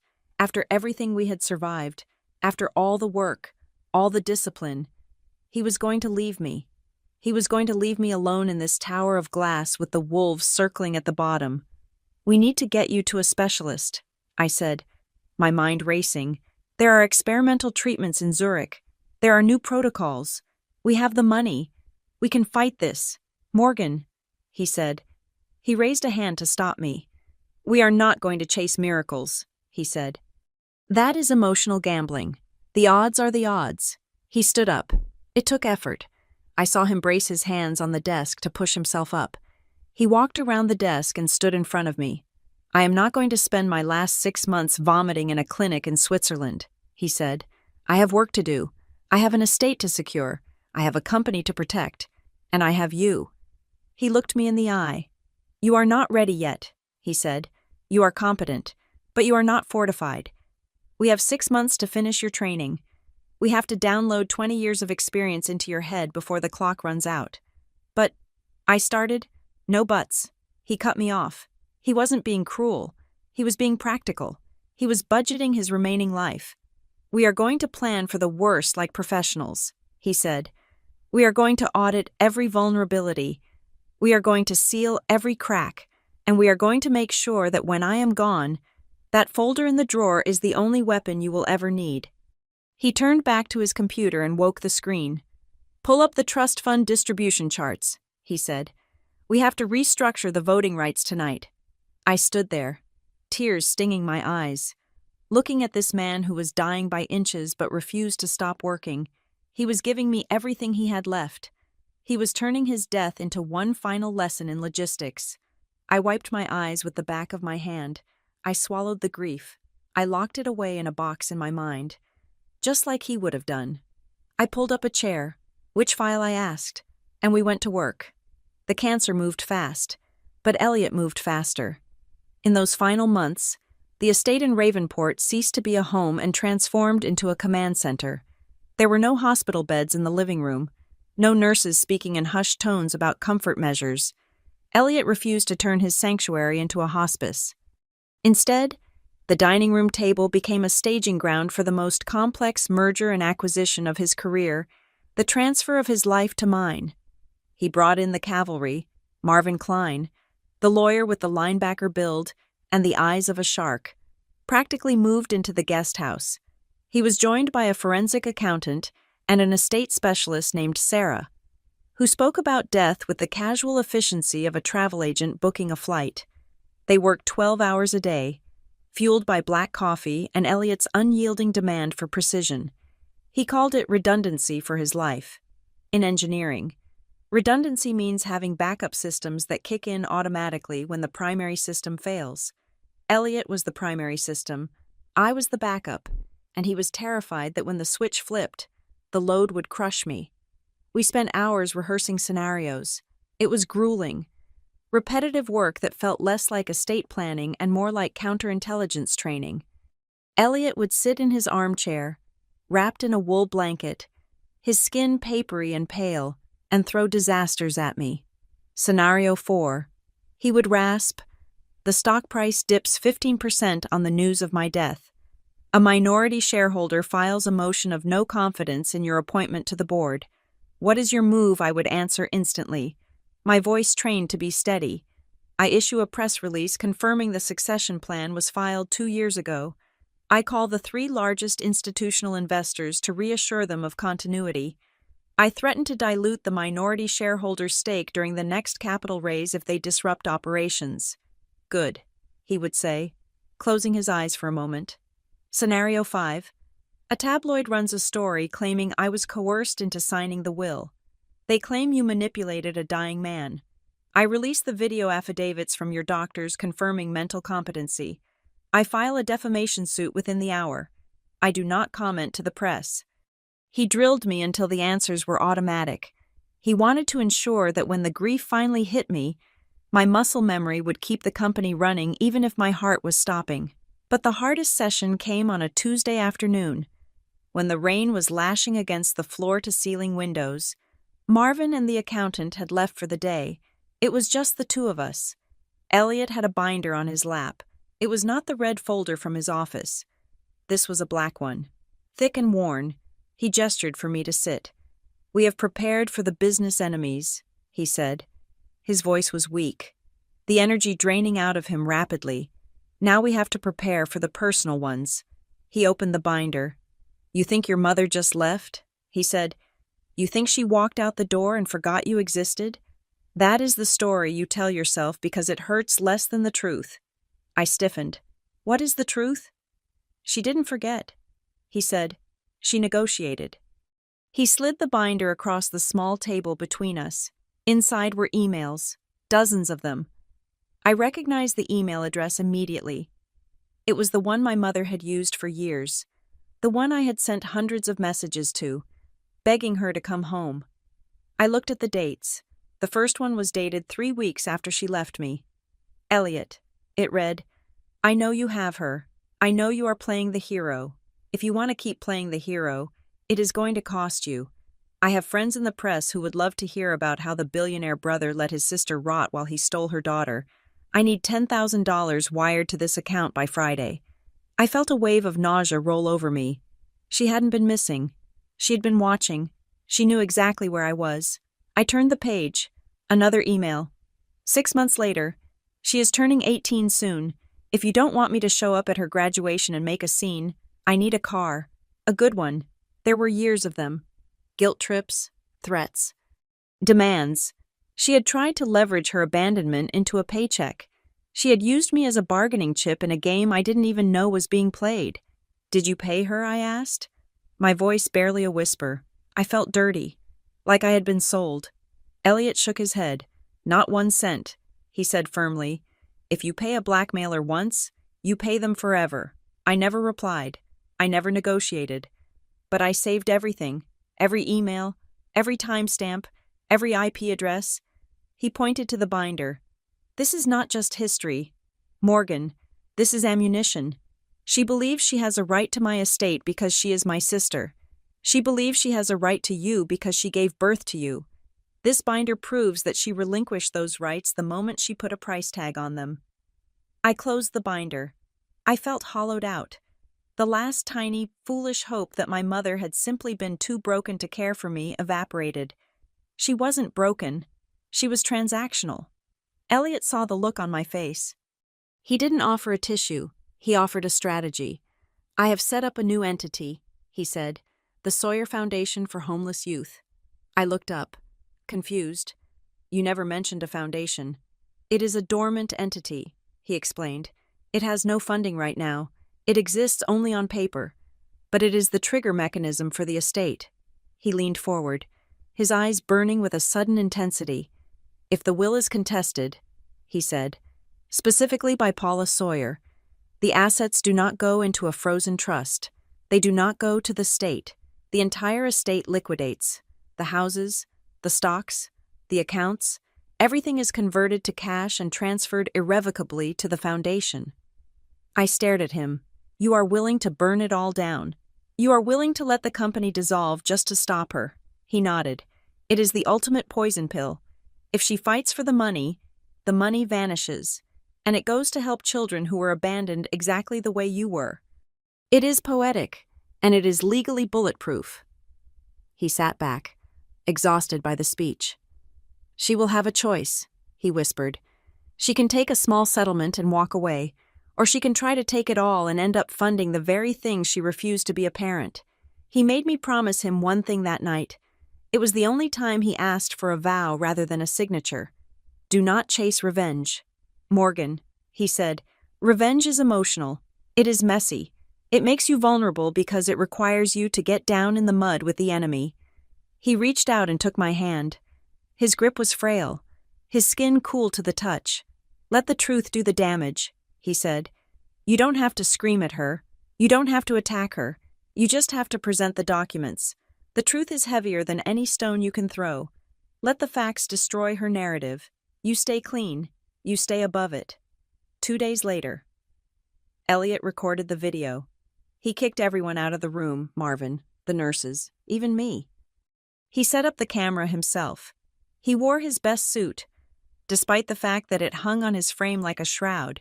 He spent an hour in there, talking to a lens. When he came out, he handed me a flash drive. It was labeled in his sharp, angular handwriting, play only after the reading. Keep this safe, he said. If everything goes according to plan, you will never need to show this to anyone but yourself. But if she forces the issue, this is the final word. The end came a week later. It was a quiet Tuesday. The storm had passed, and the ocean outside was calm. A sheet of gray glass under a pale sky. Elliot was in his bed, propped up by pillows. He had stopped looking at emails. He had stopped asking for market updates. He was just looking at the light shifting on the water. I sat beside him, reading a book, just being there as the silence in the house shifted from efficient to sacred. He turned his head and looked at me. His eyes were clear, lucid in a way they hadn't been for days. Morgan, he said, I put the book down. I am here. He took a breath. It rattled in his chest. When she shows up, he said, and she will show up. I nodded. I know. Do not be flattered, he said. His voice was faint, but the steel was still there. She will cry. She will talk about family. She will tell you she missed you every day. I swallowed the lump in my throat. She is coming for the money, he said. Not you. Do not confuse the two. If you confuse them, she will win. I won't. I promised. I won't let her in. He looked at me for a long moment, studying my face as if he were memorizing a blueprint one last time. You are good, he whispered. You are built. Those were the last words he spoke to me. He didn't say I love you. He didn't need to. He had spent 10 years building a fortress around me, brick by brick, lesson by lesson. He had turned me from a victim into a vault. That was a love far more profound than any greeting card sentiment. He closed his eyes. He died 4 hours later, quietly, efficiently, without chaos. When the paramedics arrived to take him away, I didn't cry. I stood in the doorway, watching them work, my back straight, my face dry. I felt a massive, crushing grief waiting in the wings, ready to swallow me whole. But I pushed it back. I had a schedule to keep. I had calls to make. I had a press release to issue. And I had a mother to prepare for. I walked into his office and sat in his chair. It felt too big, but I knew I would grow into it. I unlocked the drawer. I took out the red folder and the black binder. I placed them on the desk, side by side. The redundancy was in place. The system was live. I picked up the phone and dialed Marvin Klein. "It is done," I said.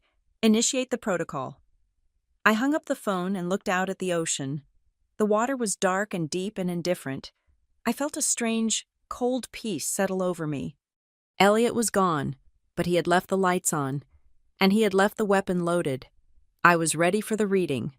Marvin Klein adjusted the spectacles on the bridge of his nose. The movement was slow, deliberate, and designed to command the absolute attention of the room. He picked up the heavy document that constituted the primary last will and testament of Elliot Sawyer.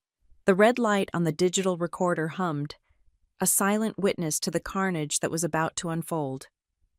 I sat perfectly still, my hands resting loosely in my lap.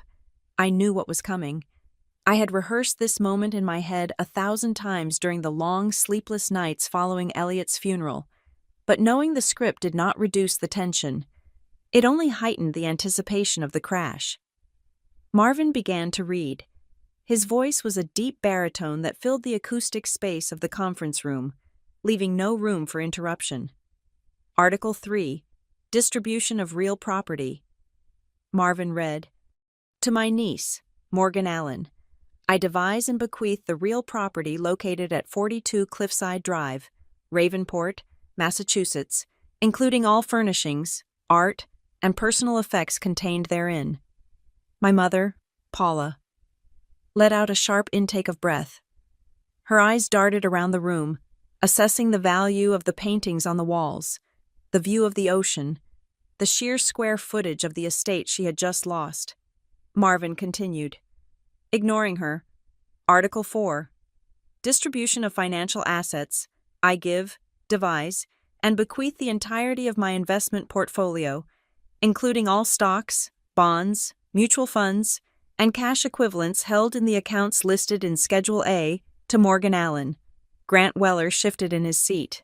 The leather creaked loudly. His face, previously flushed with the anticipation of a payday, was beginning to turn a mottled shade of red. He leaned forward, placing his elbows on the table, invading the neutral space. "And finally," Marvin said, his voice dropping an octave for emphasis, Article 5. Business interests. I hereby transfer all ownership rights, including the 76% controlling interest in Black Harbor Defense Group and its subsidiaries, to Morgan Allen, to be held in her name with full voting privileges, effective immediately upon my death. The silence that followed lasted exactly 3 seconds. Then, Paula exploded. "This is impossible," she shrieked. She didn't stand up, but her body went rigid, vibrating with a kinetic fury. She slammed her hand onto the mahogany table. "He cannot do this. I am his sister. I am his only living blood relative besides her." She pointed a manicured finger at me. The accusation was clear. I was the thief. I was the interloper who had stolen her birthright. Grant placed a hand on her arm, not to calm her, but to take control of the offensive. He looked at Marvin with a sneer that was meant to be intimidating but only came across as desperate. "Let us be reasonable, Mr. Klein," Grant said, his voice dropping to a low, menacing register. "We all know Elliot was not in his right mind at the end. He was sick. He was on heavy medication, and he was isolated in this house with a young woman who clearly had a vested interest in turning him against his family." I felt the anger flare in my chest. Hot and sharp, they were rewriting history in real time. They were turning Elliot's discipline into dementia and my loyalty into manipulation. But I remembered Elliot's voice. Truth gets irritated, lies get careful. I stayed silent. I let them dig. "That is undue influence," Grant continued. "Gaining momentum, we will file a contest immediately. No judge in Massachusetts will uphold a will that cuts out a biological sibling in favor of a niece who—" Marvin raised a single hand. The gesture was small, but it stopped Grant mid-sentence. "Mr. Weller," Marvin said, his tone icy, "before you embarrass yourself further with threats of litigation you cannot afford, I suggest you listen to the rest of the documentation. Elliot Sawyer was evaluated by 3 independent psychiatrists in the month prior to his death. His mental competency is a matter of video record." Marvin reached into his file and pulled out a document I had seen only once before. It was yellowed with age, the paper slightly brittle. As for the claim of family rights, Marvin said, looking directly at Paula, we have this. He slid the document across the table. It stopped directly in front of my mother. She looked down. I watched her eyes scan the header. It was the transfer of guardianship form she had signed 18 years ago.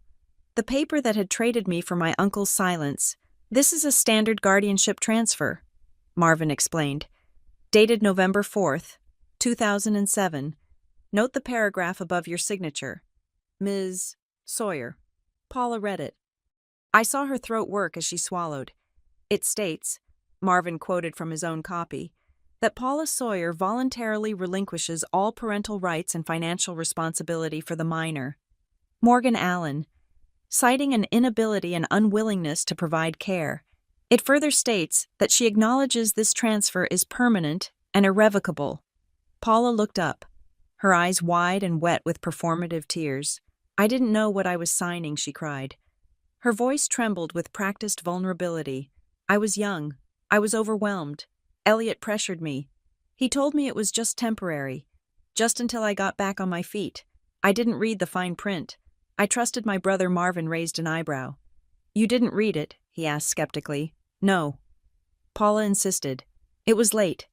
We were in that awful notary office behind the gas station, the one with the flickering light. I was crying. I just signed where he told me to sign. The room went dead silent. Marvin smiled. It was a terrifying expression. Thank you for confirming that, Ms. Sawyer, Marvin said softly. You just stated that you remember the specific location, the notary behind the gas station, and the condition of the lighting. That contradicts your claim from a moment ago that you were too overwhelmed to understand the context. You remember the event vividly, which means you were lucid. Paula's mouth opened, then closed. She realized she had walked into a snare. She had provided the very proof of competency she was trying to deny. Grant glared at her, then turned back to Marvin. Ancient history. He spat. That doesn't change the fact that she is the next of kin. You can't cut her out completely without cause. Marvin reached for the second envelope, the one with the red wax seal that had been broken in the opening moments of the meeting. This was the conditional addendum. The document Elliot had written while his body was failing but his mind was sharpening. This brings us to the conditional addendum, Marvin said. As I stated earlier, this document was triggered by your presence here today. Elliot anticipated that you would claim poverty, or family obligation, or ignorance. Marvin unfolded the document. The instructions are specific. Marvin said, Elliot has authorized a singular settlement offer. Grant sat up straighter. The word settlement was the only thing he wanted to hear. He was already calculating his cut. The estate will pay Paula Sawyer the sum of $50,000. Marvin read. $50,000? Grant blurted out. That is an insult. That is lunch money relative to the valuation of this estate. There are conditions. Marvin continued, ignoring him. To receive this sum, Paula Sawyer must sign a sworn affidavit admitting to the abandonment of her daughter in 2007. Furthermore, she must acknowledge the attempt to secure a fraudulent loan in Elliot Sawyer's name 7 years ago, and agree to repay the principal of that loan from the settlement funds. Paula went white. The blood drained from her face so fast I thought she might faint. The loan, Marvin said, his voice devoid of pity, was for $22,000. Elliot paid it off to keep you out of federal prison. He kept the records. If you accept the settlement, you repay the estate. That leaves you with a net payout of $28,000. Grant looked at Paula. You committed wire fraud. She didn't look at him. She was staring at Marvin with pure hatred. I won't sign that, she hissed.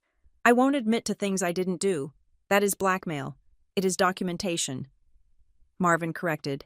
And those are the terms. Take it or leave it. We leave it. Grant slammed his hand on the table again. We will see you in court. We will contest the entire will. We will drag this girl and her dead uncle through the mud until you pay us what we are worth. I looked at Grant. He looked so confident. He thought this was a standard negotiation. He thought he could bully us into a higher number because we would want to avoid a scandal. He didn't know that Elliot didn't fear scandal. Elliot feared only one thing: incompetence. And leaving his company to people like this would have been the ultimate incompetence. Marvin sighed. He looked tired of them. He turned the page of the addendum.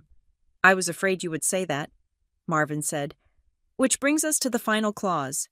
The poison pill." Grant scoffed. "There is no such thing in probate law." Marvin looked over the rim of his glasses.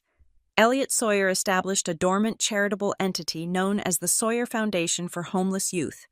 Marvin said, "The bylaws of this foundation are integrated into the estate plan." He paused to let the words sink in. The clause reads as follows. In the event that Paula Sawyer, or any agent acting on her behalf, files a formal legal contest to this will, the following asset liquidation protocol is automatically executed. I watched my mother's face. She was listening now, really listening. Upon the filing of a contest, Marvin read, "The controlling shares of Black Harbor Defense Group will be placed into a blind trust for immediate sale. The proceeds, along with all liquid assets, real estate, and personal property, will be irrevocably transferred to the Sawyer Foundation." Grant froze. "What does that mean?" he whispered. "It means," Marvin said, closing the folder, "that if you sue, Morgan gets nothing, you get nothing, the lawyers get nothing. Every single dollar goes to building shelters for teenagers who were kicked out of their homes." The silence was absolute. It was heavy, suffocating, and final. "Elliot designed it this way," Marvin added. "He knew you would assume Morgan was the weak link. He knew you would try to pressure her into a settlement to save her inheritance. So he removed the incentive. You cannot threaten to take the money from her, because if you fight, the money destroys itself." I looked at my mother. She was trembling. She looked at the polished table, then at the lawyer, and finally, she turned to me. The mask was gone. The arrogance was gone. All that was left was a desperate, grasping hunger. "Morgan," she said. Her voice was low, frantic. "You can't let him do this." I said nothing. I just watched her. "He is dead." "Morgan," she pleaded. "He can't control us anymore. We can fix this. We can make a deal right now. Just us. You don't want to lose everything, do you? You don't want to lose the company." She reached out, her hand hovering over the table, trembling. "You won't let him take everything from us again," she whispered. And there it was, us. She still thought we were a unit. She still thought that I was the scared 16-year-old girl who would do anything to keep the peace. She thought that I was the negotiable part of the equation. She thought that I loved the money more than I hated the betrayal. She didn't realize that I wasn't protecting the money. I was protecting the legacy. I looked at her hand, the hand that had packed a suitcase while I was at work, the hand that had written a note on an electric bill, the hand that had tried to steal from the only man who had ever saved me. I looked up into her eyes. "I am not the one contesting the will." "Mom," I said calmly. Grant stood up, his chair scraping violently against the floor. "This is a bluff. No one burns $40 million. Marvin looked at me. He was waiting for my signal. He needed to know if I was going to fold, if I was going to beg them not to do it. I stood up. I smoothed the front of my blazer. I picked up my purse. The reading is concluded. I said to Marvin, "Send me the transcript." I turned to walk out. "Morgan," my mother screamed. She scrambled up, knocking her chair over. "Don't you walk away from me if we file that contest. You lose everything." "Do you hear me? Everything." I stopped at the door. I didn't turn around. "Then you have a choice to make," I said. I walked out of the conference room and into the hallway. My heart was hammering against my ribs like a trapped bird, but my hands were steady. I heard Grant shouting behind the soundproof glass. I heard my mother crying, but I didn't stop. I walked to the elevator, pressed the button, and waited. I knew they wouldn't sign the settlement. Their greed was too big for $28,000. They were going to test the fence. They were going to try to call the bluff, and I was going to let them. The fallout from the reading was not an explosion. It was a siege. For the first 48 hours, the silence from my mother and Grant was absolute. I knew better than to mistake it for surrender. They were regrouping. They were assessing the structural integrity of the walls Elliot had built, looking for a loose brick, a rusted hinge, anything they could leverage to pry the vault open. The first volley arrived on a Thursday morning in the form of a courier packet. It was not a lawsuit. It was a letter from a mid-tier law firm in Boston. Printed on heavy, cream-colored bond paper, the language was polite, couched in the soft, poisonous euphemisms of corporate extortion. They suggested an amicable renegotiation of the estate's distribution. They claimed that my mother was in a fragile emotional state and that the guardianship document from 18 years ago was signed under duress. They hinted, with maddening vagueness, that a public legal battle would be regrettable for the reputation of a defense contractor. They were fishing for fear. They wanted me to panic. They wanted me to cut a check for $1 million just to make them go away. I shredded the letter. I did not reply. Elliot had taught me that silence is the loudest answer you can give to a threat, but the silence didn't last.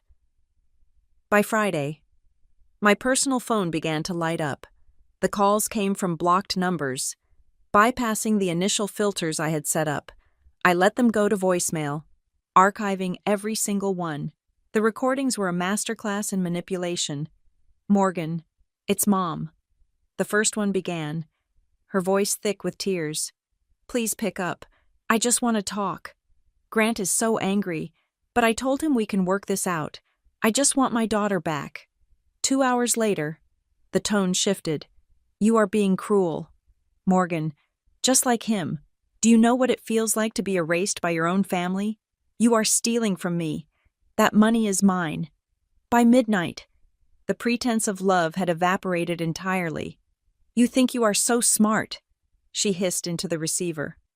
"You think a piece of paper protects you. You are a little girl playing dress-up in a dead man's suit. Call me back, or I will make sure everyone knows what kind of monster Elliot really was." I saved the files to an encrypted server. I backed them up in 3 locations. I didn't feel the sting of her words anymore. I only felt the cold satisfaction of gathering evidence. Then, the battlefield expanded. On Saturday, my communications director, a sharp woman named Sarah, flagged a series of posts on a popular social media platform. My mother had not used my name, nor Elliot's. She was too careful for that. Instead, she had posted a long, rambling narrative about children stolen by rich men and the agony of a mother silenced by wealth. It was vague enough to avoid a libel suit, but specific enough to garner sympathy. The comment section was filled with strangers offering support, condemning the nameless tyrant uncle and the brainwashed daughter. She was shaping a narrative. She was building a public persona of the victim, preparing the ground for a jury that might one day look at her with pity rather than disgust. I told Sarah to monitor it but not to engage. Let her talk. I said, "She is digging a hole. We just need to wait until she falls in." But on Monday, the war crossed the red line. It moved from my personal life into Black Harbor. I arrived at the office to find the head of client relations waiting by my desk. He looked pale. "We have a problem," he said, closing the door. 3 of our Tier 1 clients received emails this morning. Anonymous tips. "What kind of tips?" I asked. "Booting up my terminal. Allegations of fraud," he said. "Claims that Elliot coerced you into the succession. Claims that the company's liquidity is built on shell games. And worse, allegations that we are leaking data to foreign entities." My stomach dropped. This was not just harassment. This was corporate sabotage. In the defense industry, trust is the currency.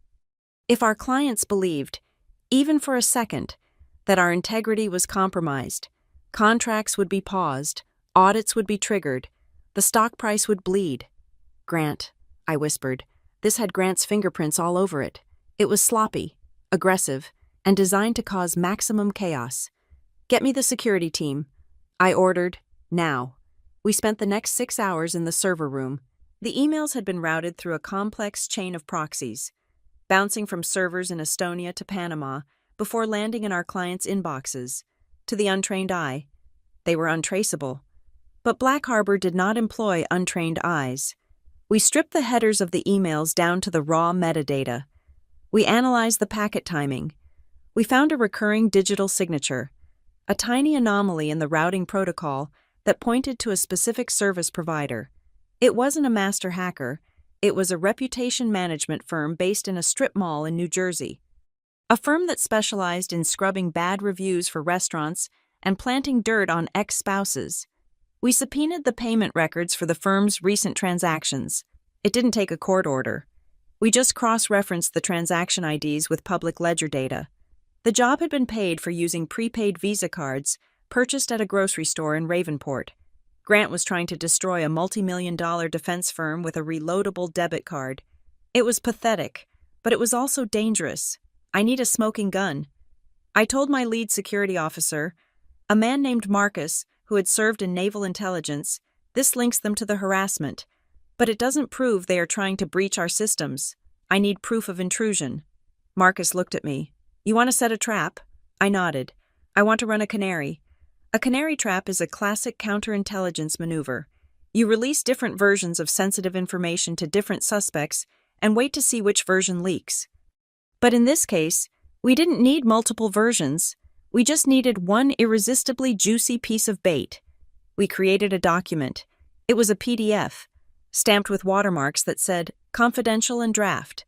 The title was Executive Compensation Restructuring and Emergency Settlement Fund. The content of the document was entirely fiction.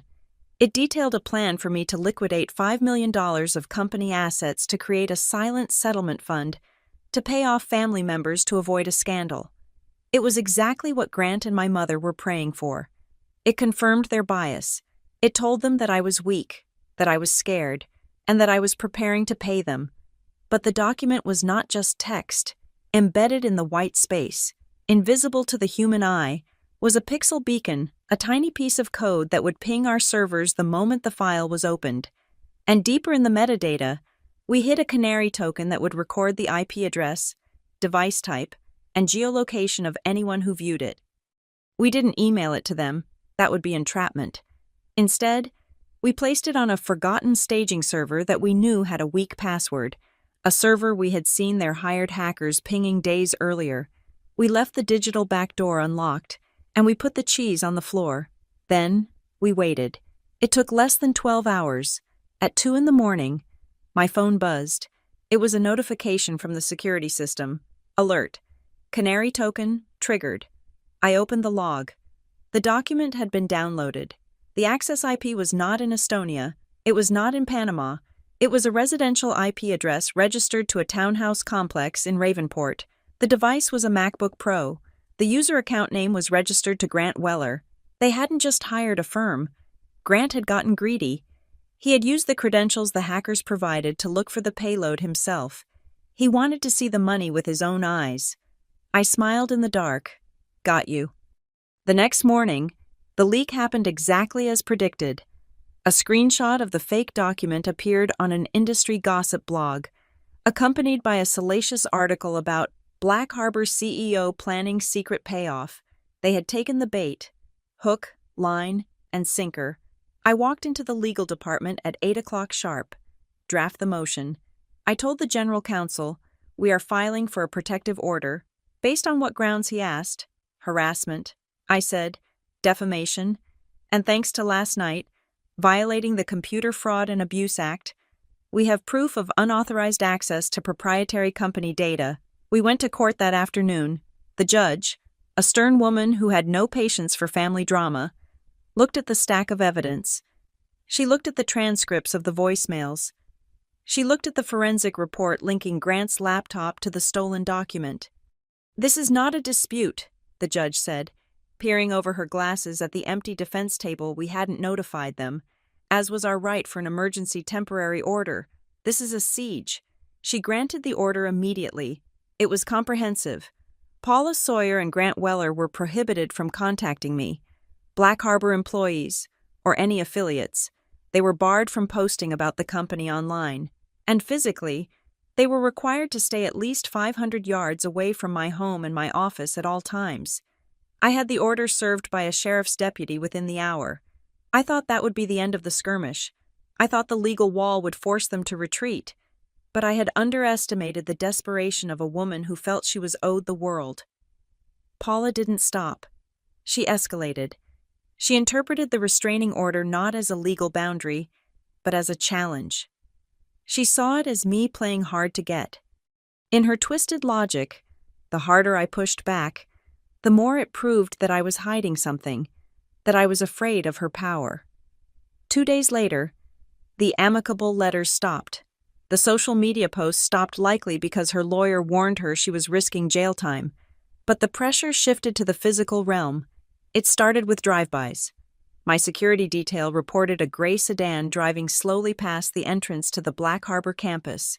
They never stopped, never got out. They just lingered, watching the glass tower. Then, it came to my home. I was sitting in the living room, the same room where Elliot had taught me how to read a balance sheet. It was late, past 11. The house was dark, save for the glow of my laptop. The perimeter alert chimed softly. I pulled up the camera feed on my tablet. A car was sitting at the main gate.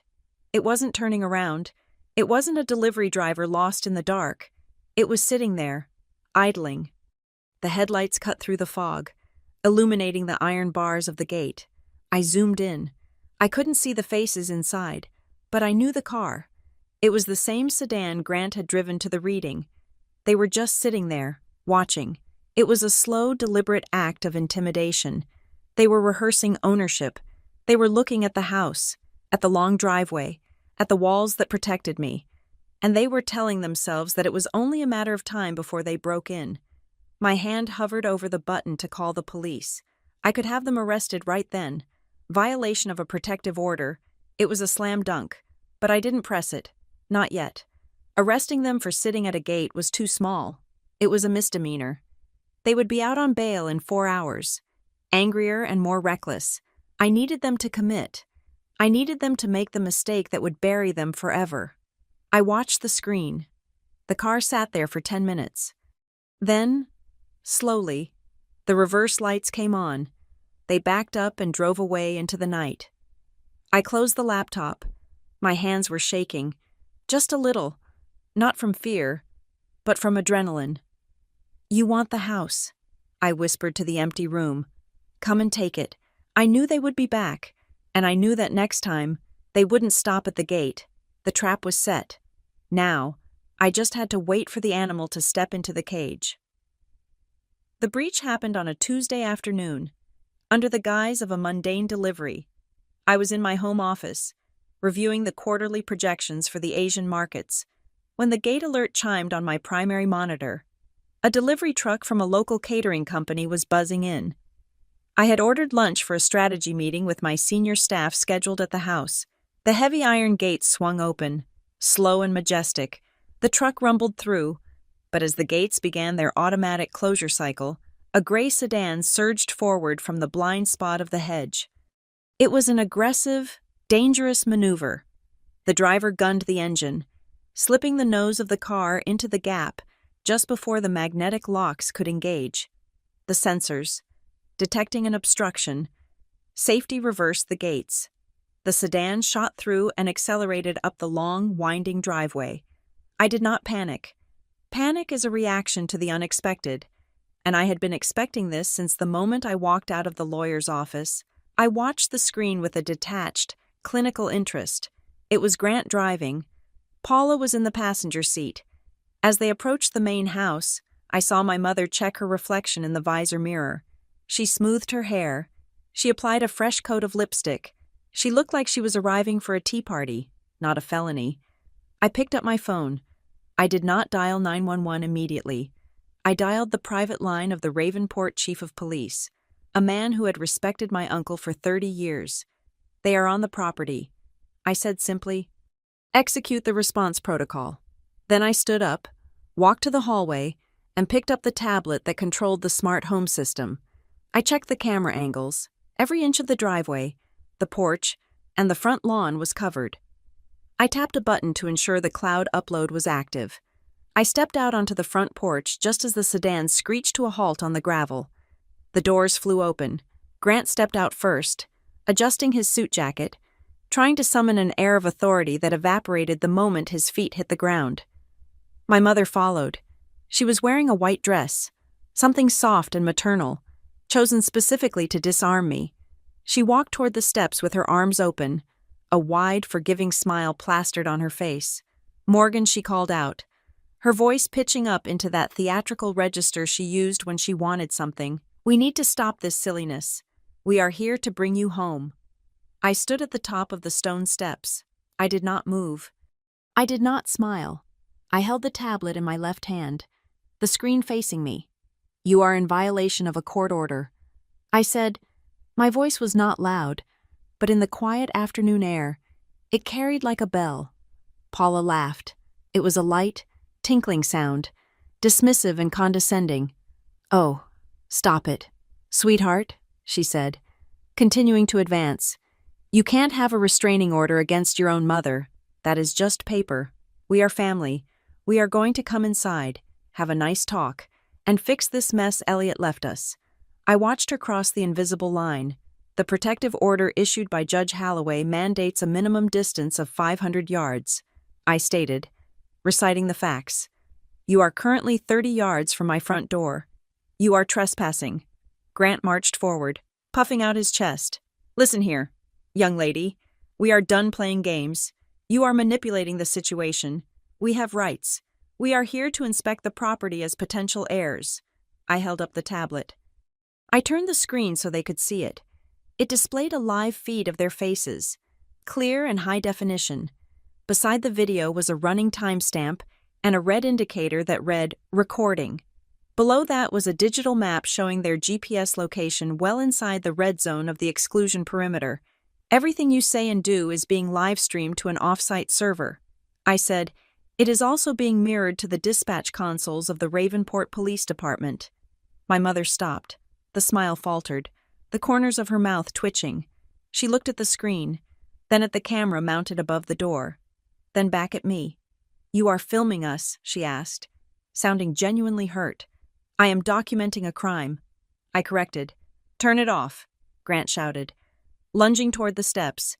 "You do not have my permission to record me." I didn't flinch. "You are on private property in the commission of a felony harassment violation. You have no expectation of privacy here." Grant stopped 3 steps below me. He looked ready to grab me, but the cold, unblinking eye of the camera held him back. He knew that if he touched me, if he even raised a hand, his settlement leverage would vanish instantly. Paula tried a different tactic. The tears started. They were impressive, instantaneous, and copious. "How can you be so cold?" she sobbed, clasping her hands together. "I changed your diapers. I fed you. I sacrificed everything for you. And now you treat me like a criminal. I just want to save you. Morgan, Grant and I, we just want to make sure you are safe." I looked at the woman who had left me with a jar of pickles and an eviction notice. I looked for any spark of genuine emotion, any hint that she actually saw me as a person. I saw nothing. I saw an actress struggling because she had forgotten her lines. "You are not here for me," I said. "You are here because the bank called. You are here because you realize the settlement offer expires in 48 hours. Paula's face hardened. The tears stopped, as if she had turned off a faucet. "It is our money," she hissed. Sirens cut through the air. They were close, very close. The chief had stationed a patrol car at the bottom of the hill, anticipating exactly this kind of escalation. Grant spun around. 2 police cruisers roared up the driveway, lights flashing, gravel spraying as they braked hard behind the sedan. 4 officers stepped out, hands resting on their holsters. Grant threw his hands up. "This is a misunderstanding. We are invited guests." I walked down 1 step. "They are not guests."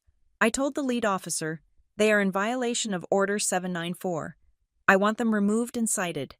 My mother turned to the police, launching into her narrative. "Officer, thank God you are here. My daughter is being held captive in this house. She is confused. We are just trying to help her. She needs medical attention." The officer, a veteran sergeant named Miller, didn't even blink. He pulled a folded piece of paper from his pocket. It was a copy of the protective order. "Ma'am, Turn around and place your hands behind your back. Miller said. What? Paula shrieked. You can't arrest me. I am Paula Sawyer. This is my brother's house. It is Ms. Allen's house, Miller said, spinning her around. And you are under arrest for criminal trespass and violation of a protective order. The scene that followed was pathetic. Grant tried to use his physical size to intimidate the officers and ended up face down on the hood of his own car. Cuffed and read his rights. Paula screamed, cried, threatened to sue the department, and then, when the handcuffs clicked shut, slumped into a heap of victimhood, wailing that her child had turned against her. I stood on the porch and watched. I felt no joy. I felt no triumph. I just felt a profound sense of exhaustion. It was like watching a demolition crew finally take down a building that had been condemned for years. It was ugly, but it was necessary. By evening, the incident was headline news. Black Harbor was the largest employer in the region. The arrest of the founder's sister on the founder's estate was irresistible to the local press. The mugshots were online within 2 hours. My mother looked disheveled and furious. Grant looked stunned. The narrative war began immediately. My mother, using her one phone call to contact a tabloid reporter she had been grooming, spun a tale of woe. She claimed she was a grieving sister who had been barred from her brother's funeral, a mother who had been erased by a niece greedy for inheritance. Comments started to pour in online. How could a daughter do that? Money changes people. She is a monster. I watched the public sentiment turn against me. It was predictable. People love an underdog, and a crying mother in handcuffs looks like an underdog. I called Marvin Klein. Release the receipts. I said, all of them, Marvin asked. No. I said, we do not flood the zone. We use surgical strikes. Release the police report from 16 years ago, the one where the landlord reported an abandoned minor, and release the guardianship transfer. Marvin hesitated. That is private family history. Morgan, once it is out, you can't put it back. It stopped being private when she trespassed on my property. I said, kill the lie. Marvin, before it takes root. The next morning, the narrative collapsed. The local paper ran the documents on the front page. There was no editorializing needed. The dry, bureaucratic language of the police report from my 16th year was devastating. Subject found alone in apartment, no food, utilities scheduled for disconnect, mother's whereabouts unknown, then the guardianship paper, I, Paula Sawyer, relinquish all rights. The poor misunderstood mother's story disintegrated upon contact with the truth. The public sympathy evaporated, replaced by shock and judgment. The internet, fickle as always, turned on her. She wasn't a victim anymore. She was a pariah. But the corporate damage was harder to contain. Black Harbor's stock took a hit, not a crash, but a wobble. Investors hate drama. They hate seeing their CEO in the police blotter section. I received calls from 3 board members suggesting that perhaps I should take a leave of absence until the family matter was resolved. I refused. I called an all-hands meeting in the main auditorium of the Black Harbor headquarters. I stood on the stage, alone, without notes. I looked out at the 500 employees who were whispering, wondering if the company was about to implode. I did not apologize. Elliot had taught me that apologies are admissions of guilt. You have seen the news, I said. My voice amplified through the hall. You are worried about stability. You are worried that my focus is divided. I paused. My uncle built this company on the principle of verifiable truth. I continued, in our code, in our contracts, and in our leadership. What you are seeing in the press is the result of a security system working exactly as designed. A threat was identified. A perimeter was established. The threat was neutralized. I looked around the room. If I can protect my home from a breach, I can protect this company. The personal matter is being handled by the courts. The operational matter is being handled by me. We closed the Trident contract yesterday. We are up 12% in the European sector. The work continues. I walked off the stage. The applause started slowly, then built. It wasn't raucous cheering. It was the steady, rhythmic clapping of people who felt reassured. The stock price stabilized by closing bell, but the beast was not dead. 2 days later, my mother was released on bail. She had no money, no public support, and a criminal record pending. She was cornered. And a cornered animal has only one option left. I received a call from Marvin. She filed. He said. I closed my eyes. She filed, what a formal contest of the will. Marvin said. Her lawyer just submitted the paperwork to the probate court. She is claiming that the poison pill clause is unenforceable and contrary to public policy. She is claiming you coerced Elliot into adding it. She knows what this means, I asked. She knows that by filing, she triggers the liquidation. She doesn't believe you will do it. Marvin said. She is betting that you love the money too much. She thinks that the moment the judge schedules the hearing, you will call her and offer her $5 million to drop the suit. She thinks it is a game of chicken. I sat in my office, looking at the city skyline. I thought about the $40 million. I thought about the house. I thought about the power and the security that Elliot had given me. My mother was gambling everything on the idea that I was greedy. She was projecting her own weakness onto me. She couldn't conceive of a world where someone would choose principle over profit. She wants me to beg. I said, she expects you to beg. Marvin corrected. I don't beg. I said, Morgan. Marvin said, his voice serious. If we go to this hearing, and if the judge upholds the clause, the liquidation is automatic. You lose the company. You lose the controlling shares. It all goes to the foundation. I know. I said, I thought about Elliot. I thought about his last words. She will come for the money, not you. He had built the poison pill not to save the money, but to save me. He knew that as long as the money was on the table, she would never stop hunting me. The only way to be free was to let the money burn. Prepare the defense. I told Marvin, we are fighting the contest, no. I said, we are enforcing the clause. She wants a showdown. She gets one. Let the court see who is bluffing. I hung up the phone. I felt a strange lightness. The fear was gone. The dread was gone. All that was left was the clarity of the endgame. I wasn't going to negotiate. I wasn't going to settle. I was going to walk into that courtroom and pull the trigger on the bomb Elliot had built.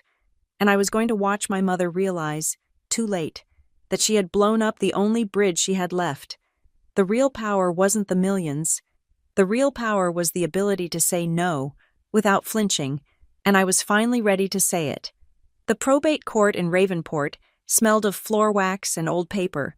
It was a smell I associated with bureaucracy and boredom. But today, the air was thick with a static tension that made the hair on my arms stand up. I sat at the defendant's table next to Marvin Klein, on the other side of the aisle. My mother sat with a court-appointed attorney, having burned through her retainer with the previous firm. She wore a modest gray suit, clearly purchased for the occasion, and she held a handkerchief that she dabbed at dry eyes whenever the judge looked in her direction. She looked confident, even now, after the arrest, after the public humiliation. She believed she was going to win. She was banking on the one thing she thought was universal greed. She believed that I would never let the judge strike the gavel that would vaporize $40 million. She thought I was waiting for the last second to slide a settlement check across the aisle just to save the fortune. She did not understand that I had already made my peace with the fire. The hearing began at 9 o'clock in the morning. Judge Holloway, the same stern woman who had granted the protective order, presided. She looked at the file before her with an expression of deep fatigue. Ms. Sawyer, the judge began, looking over her spectacles. You have filed a formal contest against the will of your late brother, Elliot Sawyer. You are alleging that the poison pill clause, which mandates the liquidation of the estate into a charitable trust upon any legal challenge, is punitive and invalid. My mother stood up. Her voice was shaky, a perfectly rehearsed tremor. Yes, Your Honor, she said. My brother was not well. He was paranoid. He was manipulated by certain parties who wanted to keep me away. I am his sister. I am his blood. It is against the natural order for him to leave everything to a charity that didn't even exist until a month ago, just to spite me. I am only asking for my fair share. Her lawyer jumped in. arguing about family entitlement and undue influence. He painted a picture of Elliot as a confused old man and me as the opportunistic niece who had whispered poison in his ear. Marvin Klein did not object. He did not interrupt. He sat like a stone statue until it was his turn to speak. When he finally stood, he did not offer an emotional rebuttal. He offered a timeline. "Your Honor," Marvin said, his voice filling the room, "the plaintiff speaks of family entitlement. The defense would like to introduce into evidence the timeline of events that led to this clause." Marvin submitted the documents. The judge flipped through them. Exhibit A. Marvin stated, "The police report from 18 years ago, documenting the abandonment of the minor. Morgan Allen." Exhibit B. The guardianship transfer signed by the plaintiff. "Relinquishing all care." Exhibit C. The notarized affidavit of a loan application made 7 years ago, in which the plaintiff attempted to borrow $22,000 using the deceased's identity, a federal crime that the deceased paid to cover up. My mother stiffened. She had thought the loan was a secret. She didn't know Elliot had kept the paperwork. The judge looked up from the file, her eyes narrowing. "This is a pattern," Marvin continued. "Abandonment, coercion, fraud, and now harassment." He signaled to the bailiff to bring up the next piece of evidence. It was the digital forensic report from the canary trap we had executed at Black Harbor. Exhibit D, Marvin said.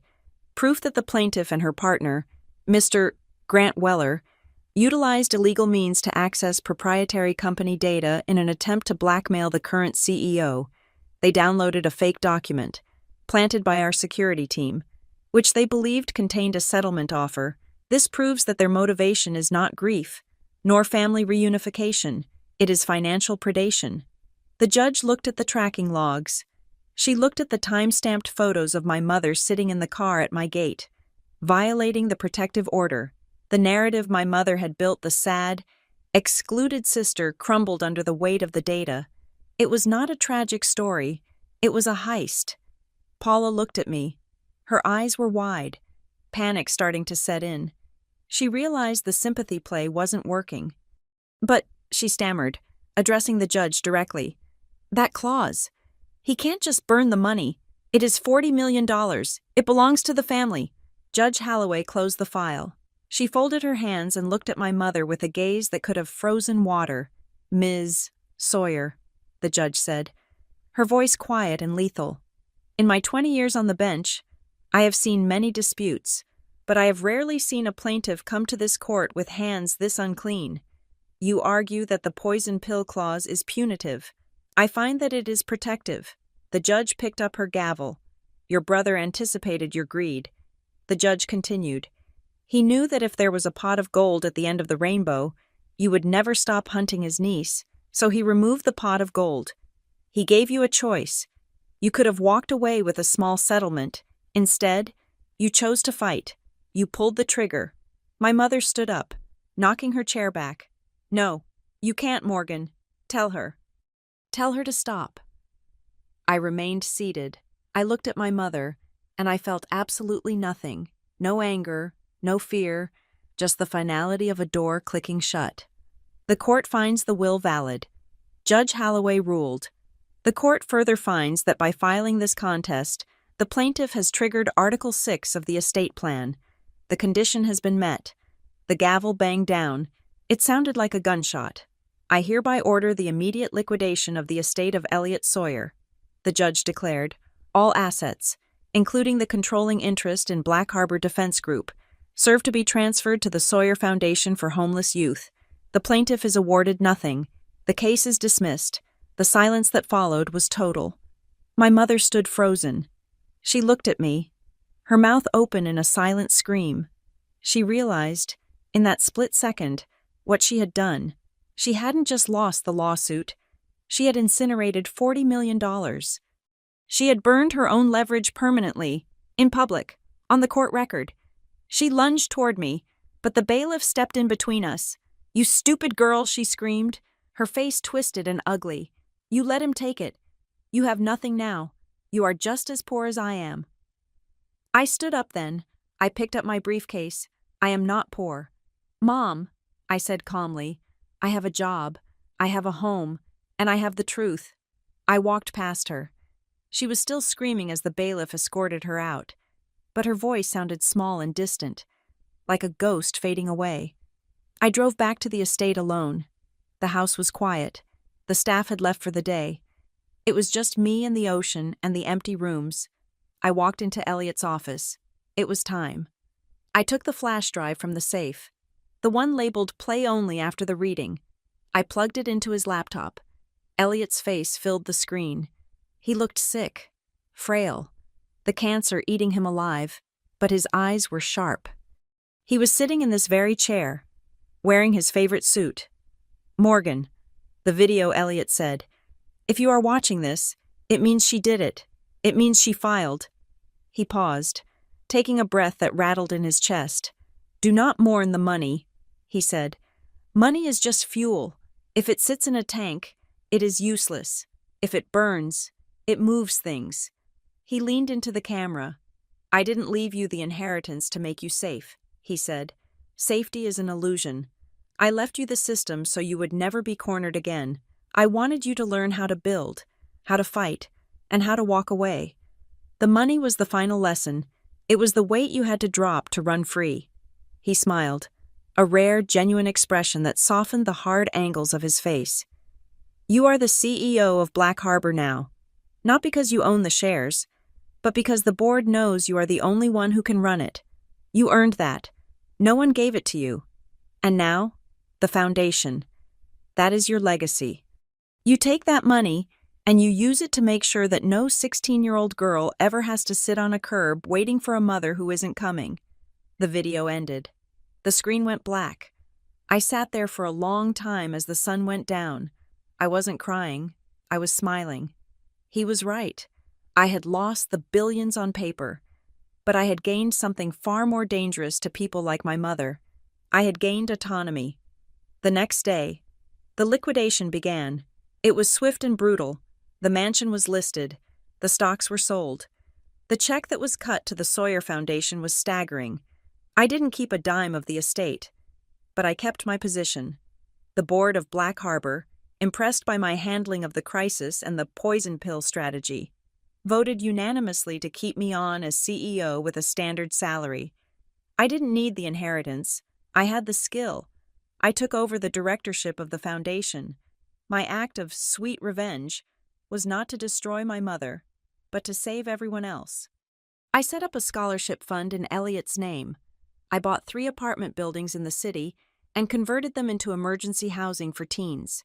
Every time I signed a check to help a kid buy groceries or pay rent, I thought of my mother. I thought of how much she wanted this money, and how much she hated that it was being used to help runaways. Her greed had funded her own nightmare. My mother left town a month later.